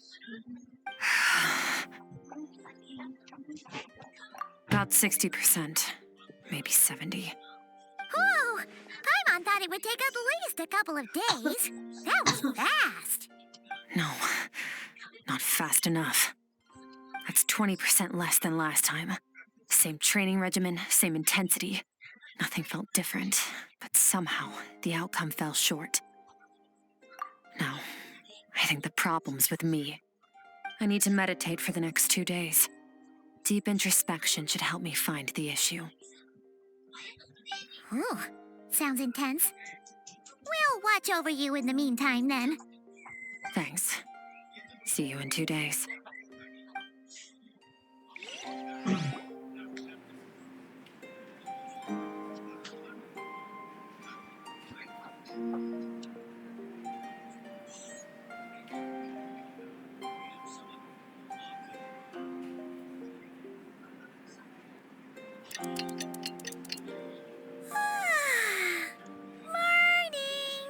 Skirk is still meditating, huh? It's been 2 days already. Shouldn't she be awake by now? Paimon can't think of anything we can do to help. Oh, wait! Breakfast! That's it!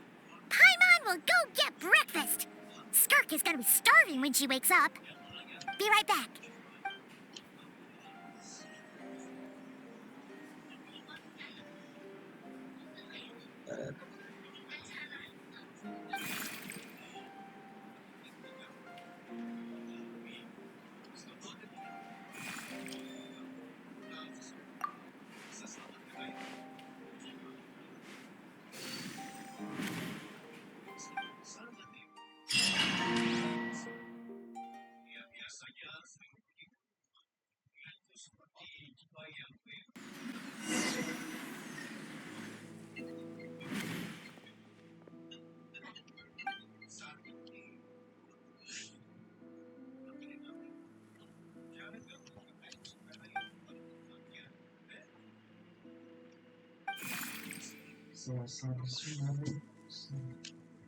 That's right.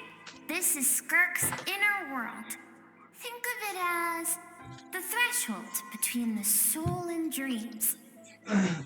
This isn't your first time here, but what you remember is probably a space covered in darkness. I only managed to illuminate a small portion for you back then. Actually, it's my first time talking to someone like this. I only managed to break free and bring you here because the injury weakened her power. I guess that's why I can speak again, too. Call it fate, if you want. I think that's the word they use in this world for lucky coincidences like this, right? Now, before I take you to her, I gotta ask. You're the first outside visitor to ever come here, so what's your impression of this place? Oh, you noticed. This river represents Skirk's strength. Strength accumulates over time. It is the summation of a person's lived experience. So this river is where all the fragments of Skirk's life should converge into a single stream of memories and emotions. But as you can see, this river has been severed numerous times. And all she sees reflected in the river is a disgraceful shadow of who she was. She cuts through water and rock with the sword of reason. You must learn to shut out all the pointless emotion. Crush the self that makes you. This isn't my first taste of failure or losing power. When you fall, you get back up again and become strong.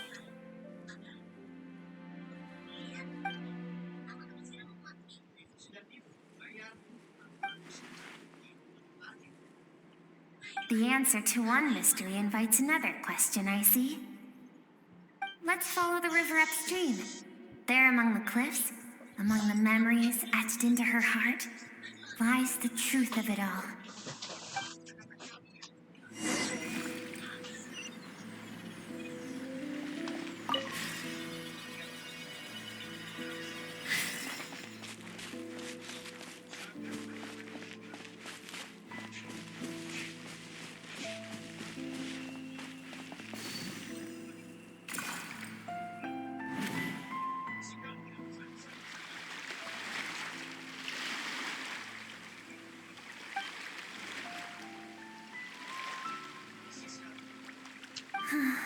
I've always thought that, even when falling leaves don't come from the same tree, they can still form bonds of kinship when they meet.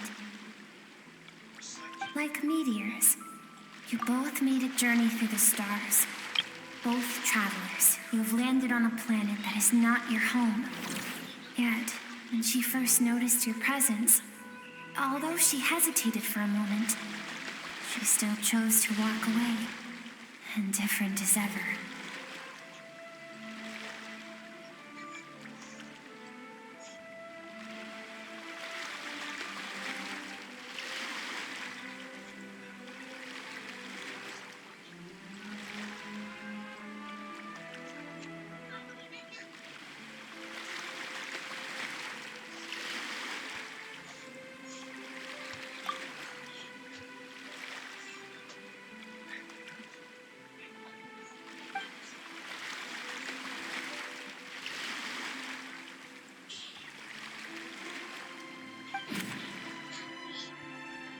Seems like you've answered your own question.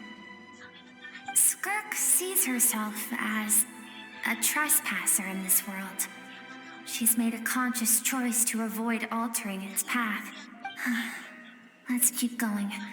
It's still a long way to the source of the river.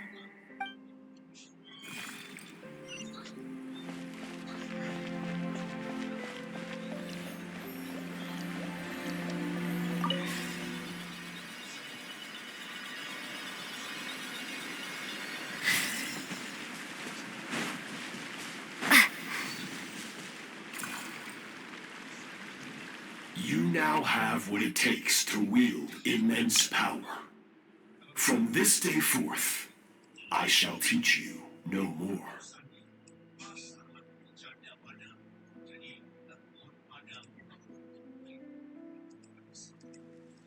No one can become a worthy warrior through imitation alone. I have given you fangs and claws. Now, you must learn to hunt. You wish me to travel the world beyond on my own, Master? Indeed. Make new friends. Embark on your own journey. And piece together a new future from the shattered remnants of your past. We will still have contact through the abyss. But know this. One day, I will take the life you worked so hard to rebuild and reduce it to ashes. Just like the fire that haunts your mind.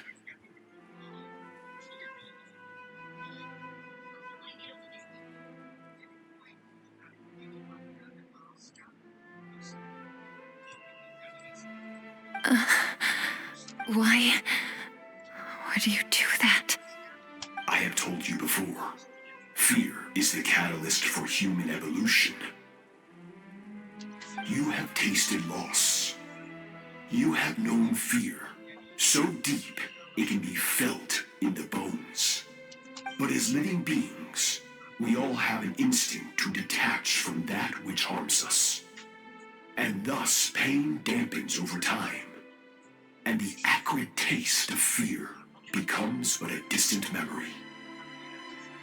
Yet now, I have bestowed upon you the gift of fear eternal.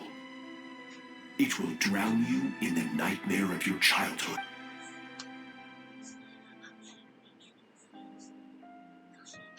That is what Skirk's master, the foul Sertologi, looked like at one point in time. Of course, as a higher being, physical form is a triviality to him. He could appear as a beast, a human, or even a monster that defies description. The form you see him in here, clad in abyssal armor, is the one he usually wears when traveling through the stars.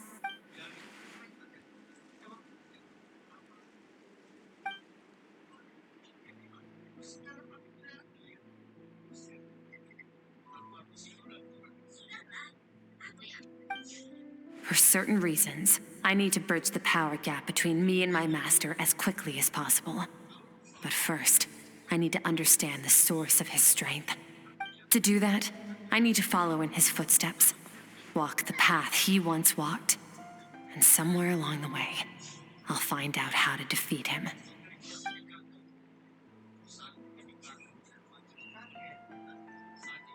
I'll let you in on a little secret. The real Sertologi is terrifying. The scope of his power is impossible to understand until you experience it firsthand. It is absolute, the power to crush all things. Shall we keep going? Let's see. We're about halfway there.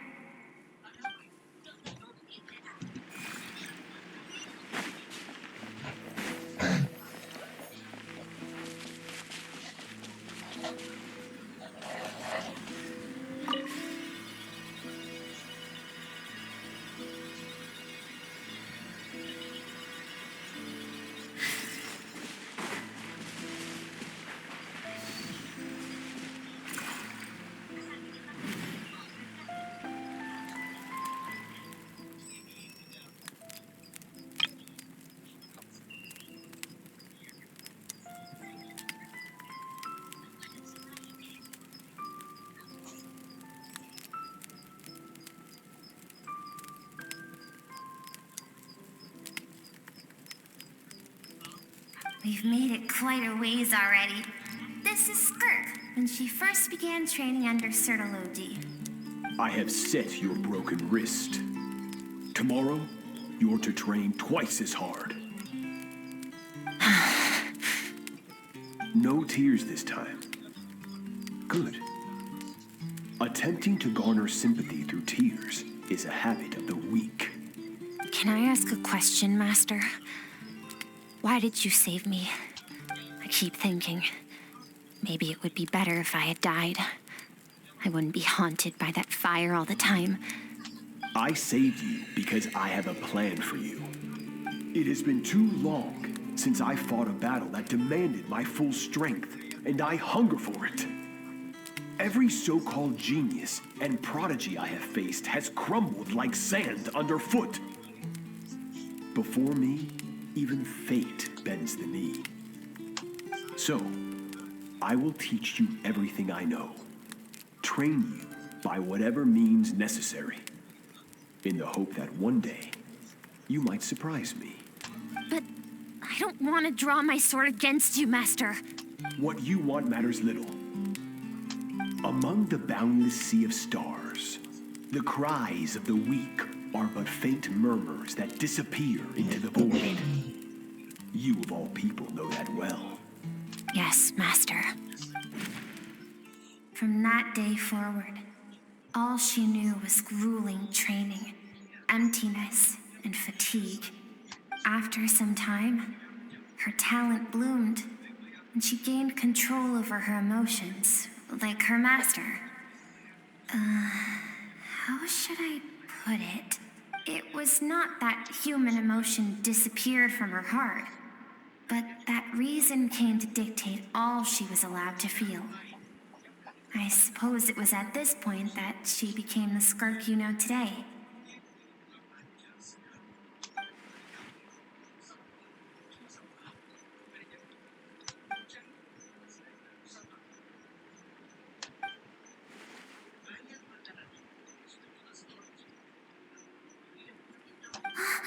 We're nearly there. I almost don't want to reach the end. Well, shall we? This is the final stretch.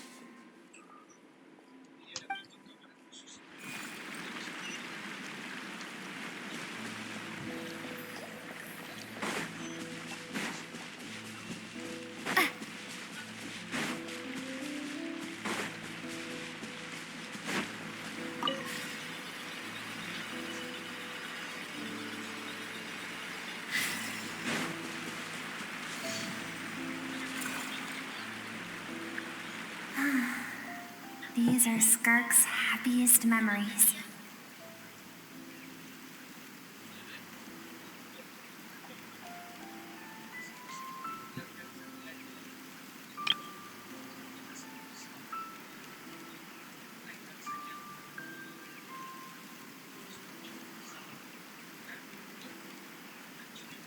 What a simple and carefree time it was. Wisps of clouds dotted the sky. The sun bathed everything in golden light. And when song filled the air, not even the shyest of flowers could resist swaying along. This is Skirk's homeland. She was so curious about everything as a child, always skipping school to go exploring instead. There was so much to discover. The treasures at the bottom of the sea, the secrets beyond the stars, and that merchant ship packed with adults wearing those strange clothes. Yes, the ship. That was the beginning of the end. It was a spaceship. When it arrived, the people that disembarked wore smiles on their faces and spoke of friendship. They claimed to be merchants from a neighboring planet, looking to establish trade. Skirk's parents, her relatives, her neighbors, everyone welcomed the newcomers with open arms and allowed them to explore the planet. No one had any idea of what was to come. Several months later, an army of unknown origin arrived without warning and carried out a ruthless campaign. Skirk had skipped school that day, like so many times before, so she was not caught in the immediate wave of destruction. But when she came home that day, only fire and ruin awaited her.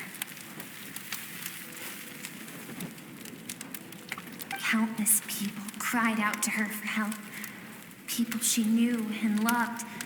Friends and relatives. The little girl who lived next door. The shop owner with the bad leg. Their lives were discarded like worthless trash as the fire consumed one life after another. Skirk was helpless. All she could do was run. If Sertology hadn't been there in that moment, the fire would have claimed her life too. And there she would have remained, left to because she and her people were seen as a threat. As the initial merchant ship explored the planet, they discovered that it hadn't always had the condition to support life. Yet there was evidence of human activity, even during the periods of extreme heat or cold in the past. Further research revealed that, over time, the people of this planet had evolved the ability to adapt to any type of environment or energy source. For that reason, the outsiders viewed them as a potential threat and decided to eliminate them before the threat could rear its head. And so, senseless, isn't it?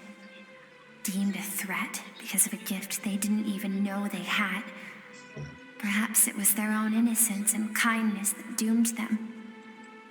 If those with power get to decide good and evil, then all you can trust in is the sword in your hand. And so, before death could claim her, she ran. She ran.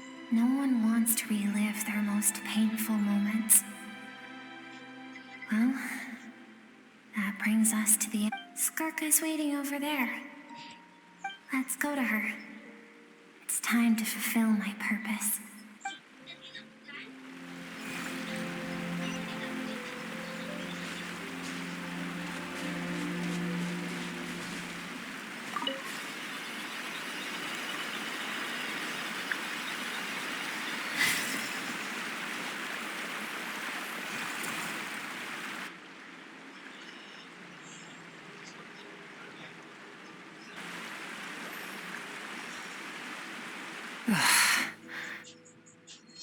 So all this, just so you could bring her here?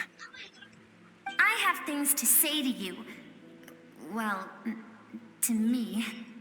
I want someone to witness our reconciliation, even if it takes an argument to get there. Her suppressed emotional self, the version of herself she keeps locked in the recesses of her mind. All those rejected impulses, those discarded aspects of your past selves. I am who you used to be. Someone you have refused to face for too long. You're wrong. I've faced you all along.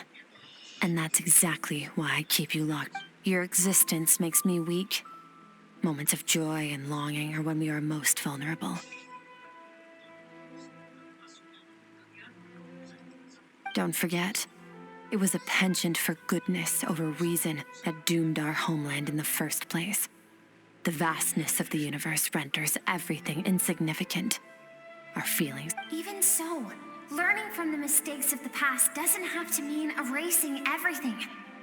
Strip yourself of your so-called weaknesses, emotions like kindness and empathy, and what makes you any different from the ruthless soldiers who slaughtered our people? The difference is that I'm doing what is right, what is necessary. I allow you to exist, but with limited freedom. That is the greatest kindness I can offer. I have shouldered everything you couldn't carry. I rose above the numbness and emptiness, and it was cold, unfeeling reason that brought me this far. It made me who I am. It made me strong. That is the problem. I want to shoulder those things together. On the grand scale of the entire universe, maybe our feelings are vanishingly small, but why should that mean they don't matter? Emotion gives warmth to the cold expanse of space.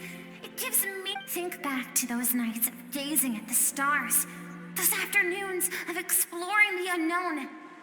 Think back and let them grant you peace. that isn't what we need. Exactly what we need. Aren't you curious about why recovering your strength has taken longer than normal this time? Finally, you get to the important part. That is the only answer I came here to find. Then look around. Look at your inner world. You cast aside your dreams and curiosity. And in doing so, you lost your original motivation. You severed all connection to who you used to be, so you can no longer draw strength from now. The only things driving you forward are fear and survivor's guilt. But these cannot take you far enough. And so, this river, the source of your strength, grows more polluted by the day. And you think that means I should seek help from a weak little thing like you?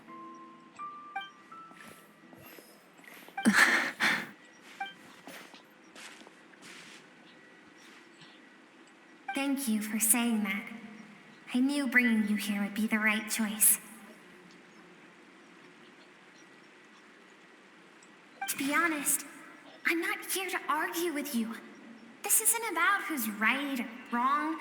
And in fact, I agree that in order to make it through the wake of that tragedy, we had... But what is right at one point in time isn't always right forever. I know you will never forget that fire. I know that among the voices that haunt you, mine is there too. All those unfulfilled hopes are like knives to the heart. And I don't want you to hurt anymore.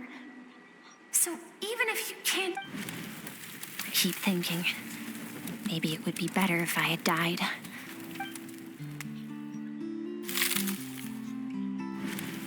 Your dad and I, we're not afraid to stare death in the face, but we need you to survive.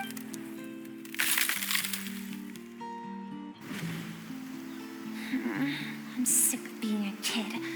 There's so many amazing things out there, and I'm ready to see them all.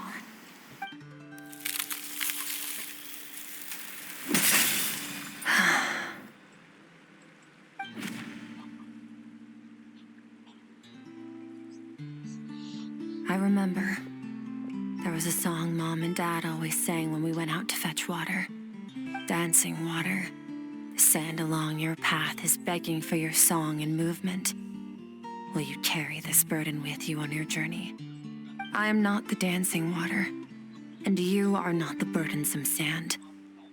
But if this is your wish, then I will carry you with me until the end. Thank you. I should be thanking you.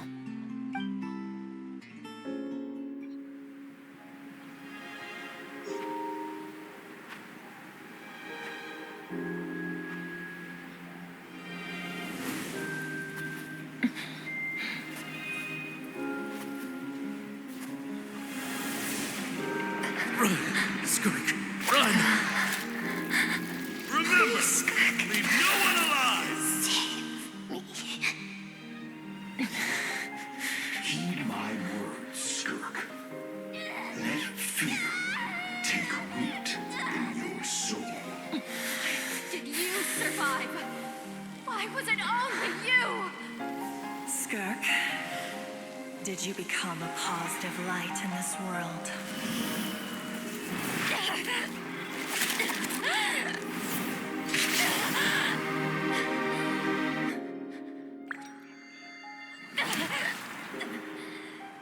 Hey, this doesn't have to be the end.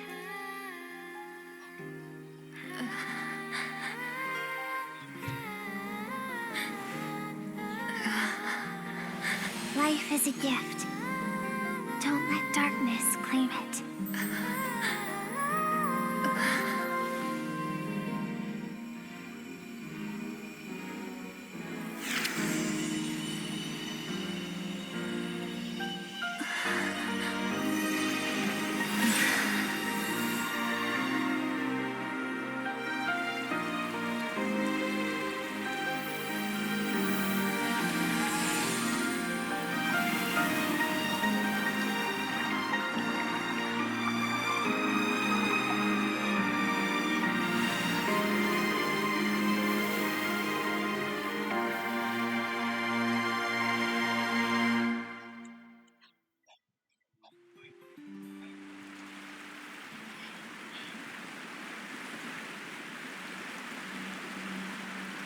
So, you saw my memories then.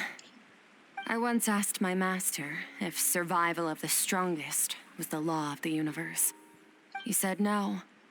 But in a world without order, those with no moral boundaries tend to be the ones who survive. That's why, after hearing his answer, an idea came to mind. An idea that, one day, I would create a new world order. One in which there would never be another tragedy like that fire.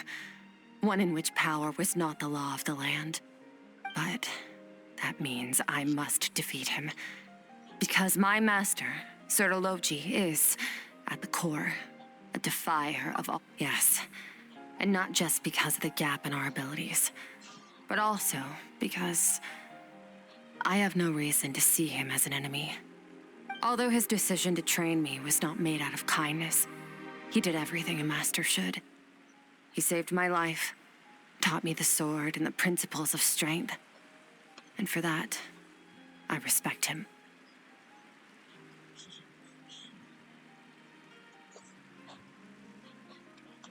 I know, and it's not something I want. But Master never goes back on his word. I have to treat everything he says as a promise. He's no longer into that, but he sends me messages through the abyss every now and then. Most of them are simple greetings, or an answer to one of my questions. Every time I hear from him, my heart skips a beat. And I wonder if this is the moment where he'll finally appear before me and tear down everything I've built to pieces. Maybe that means I do live in eternal fear, just like he said. Yes, I respect him, but I'm also afraid of him. And for that reason, the pursuit of strength consumes every moment of my life. I don't know what Master has planned, but I have to be ready. Help me? Why? This isn't your fight.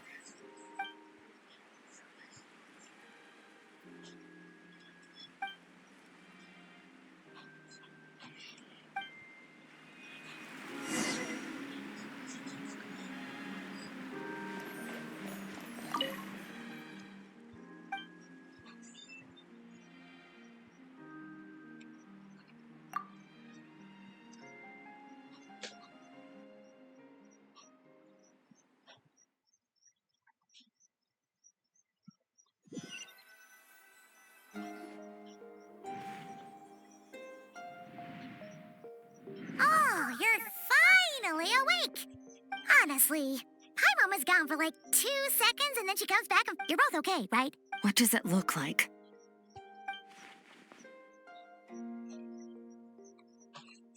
Only water from the source can cleanse the rot and filth that flow. I taught you to incorporate the experiences from your journey into how you fight. Okay, so Paimon feels like she's missing some important, but whatever. Paimon brought back All right. It's about time we finished what we... We're gonna deal with this thief for good, right? This time, I'm not going to tell you to hold back. But having digested... The good news is, we have no reason to pull our...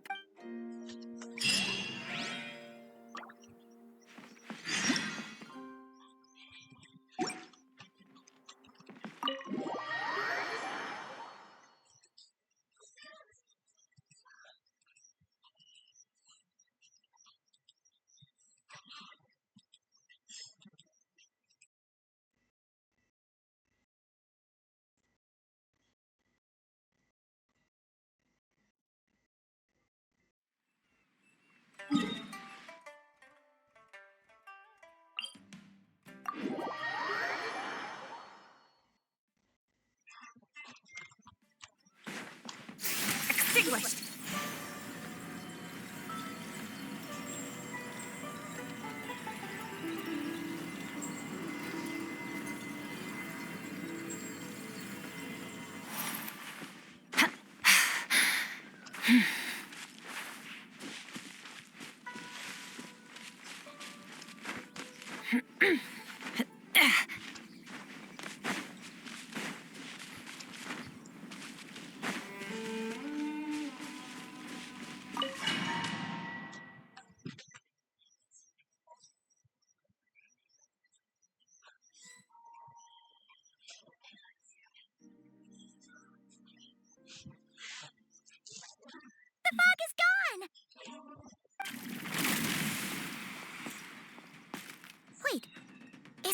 form the all-devouring narwhal changed into?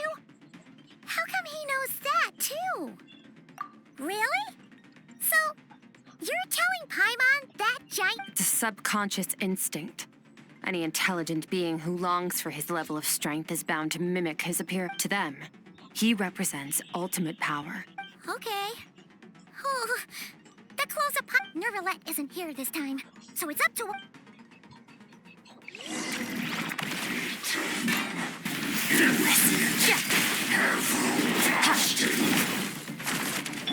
Water jet!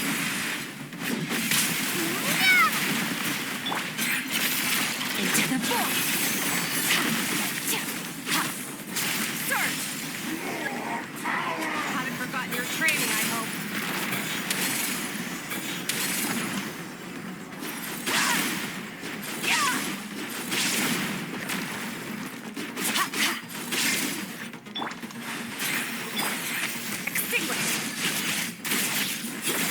Mine to wield.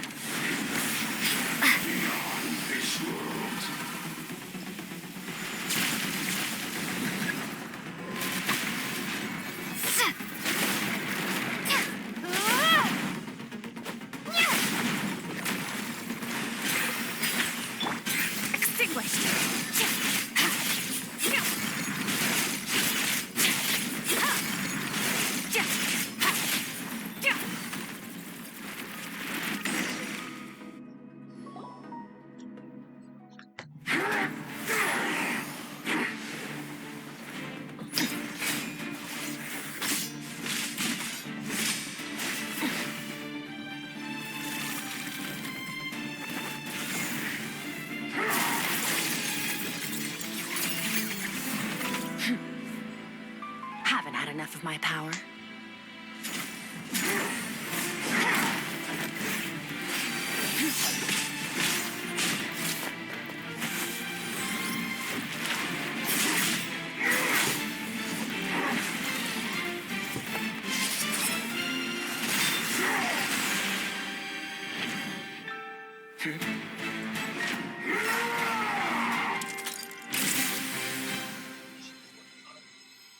Well then, let's see how much more of this power you can handle.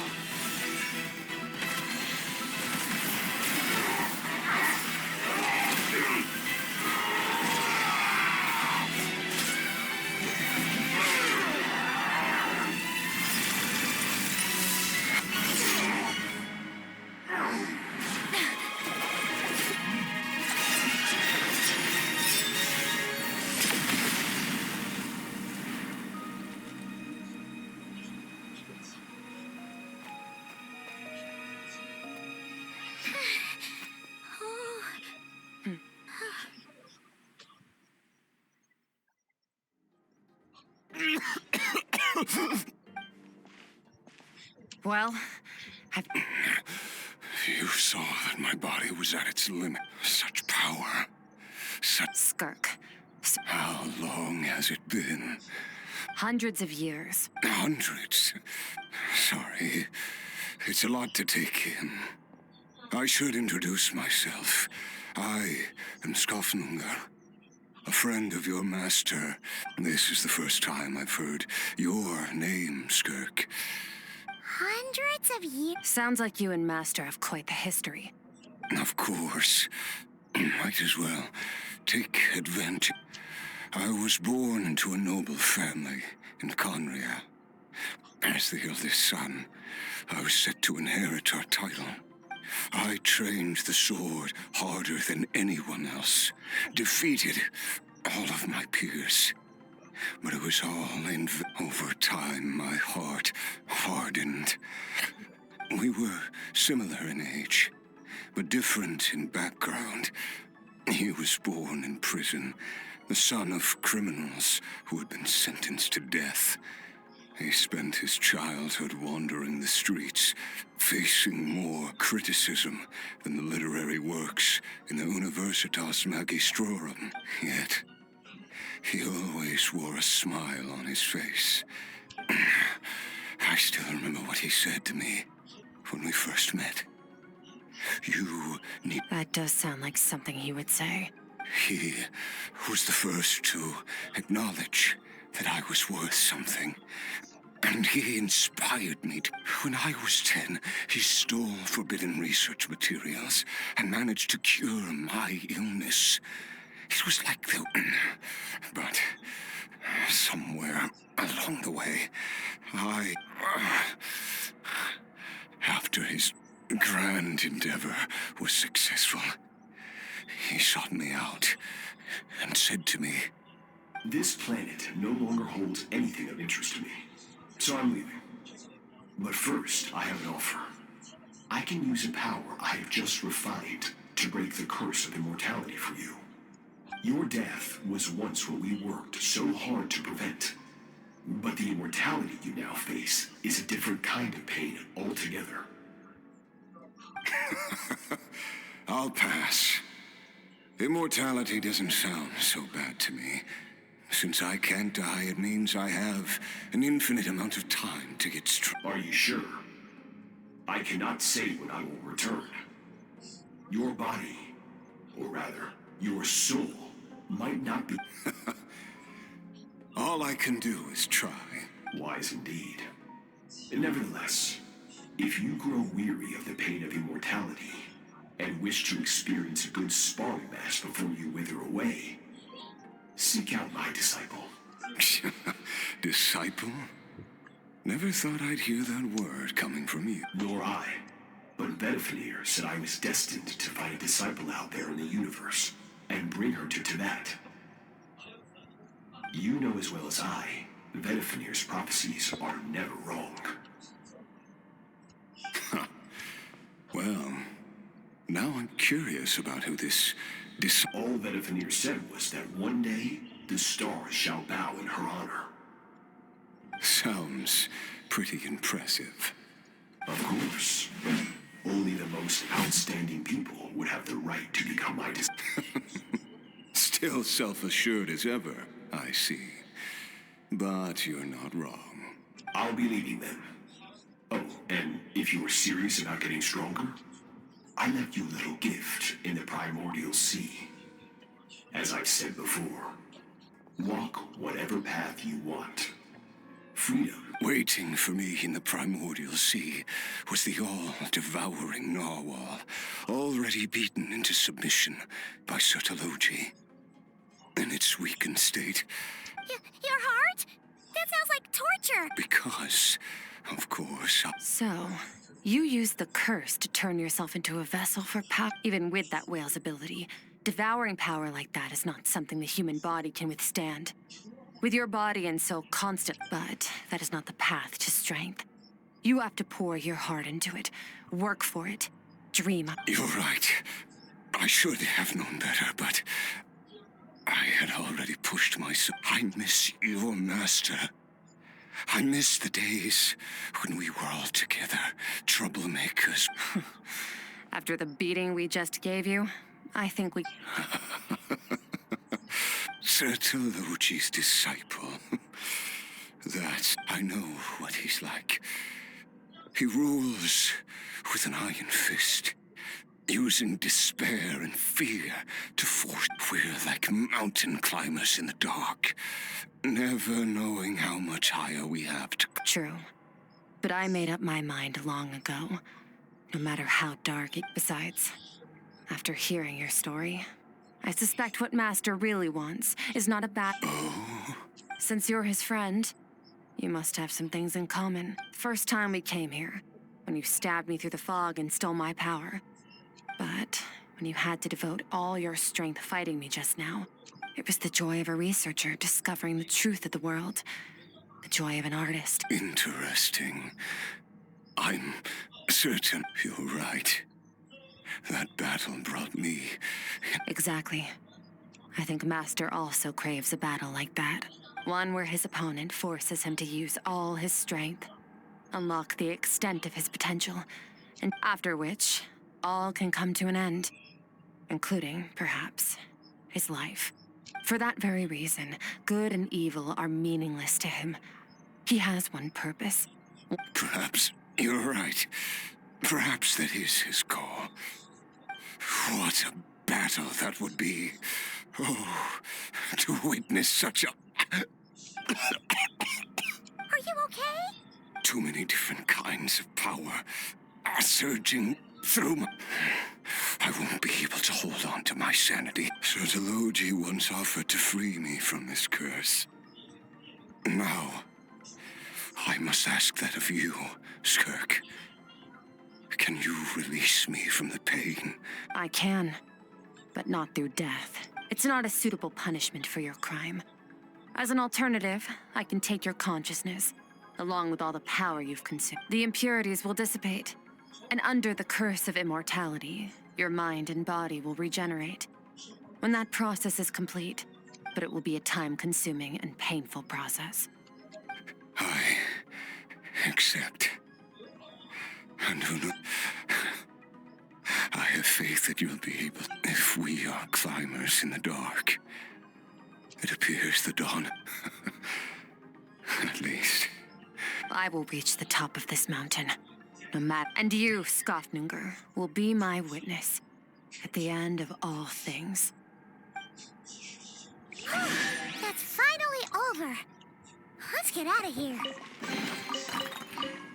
Huh.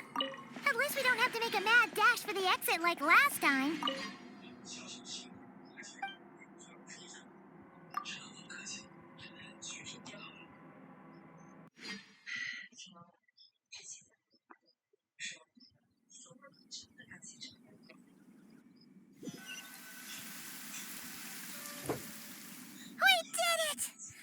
Once again, we've proved there's no... Wow, you sound... Today sure went by fast. It's night already.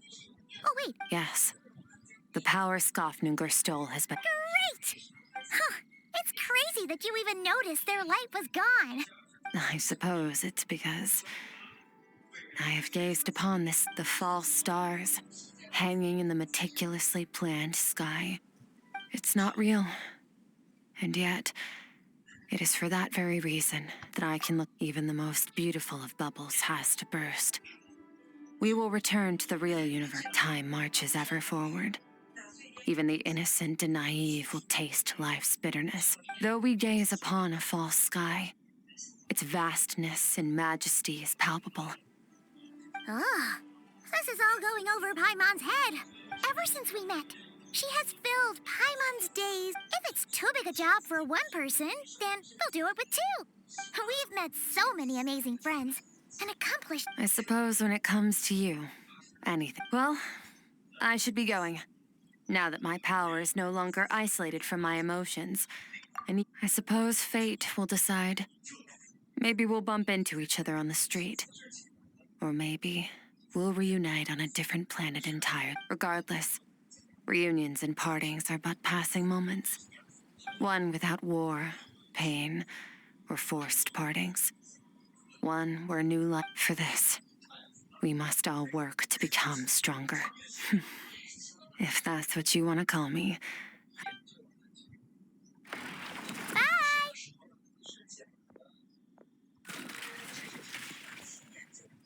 Is it just Paimon, or is she being nicer than before? Hey, what do you think about camping here tonight? There's nothing quite like sleeping under the stars. Come tomorrow, we can continue our journey.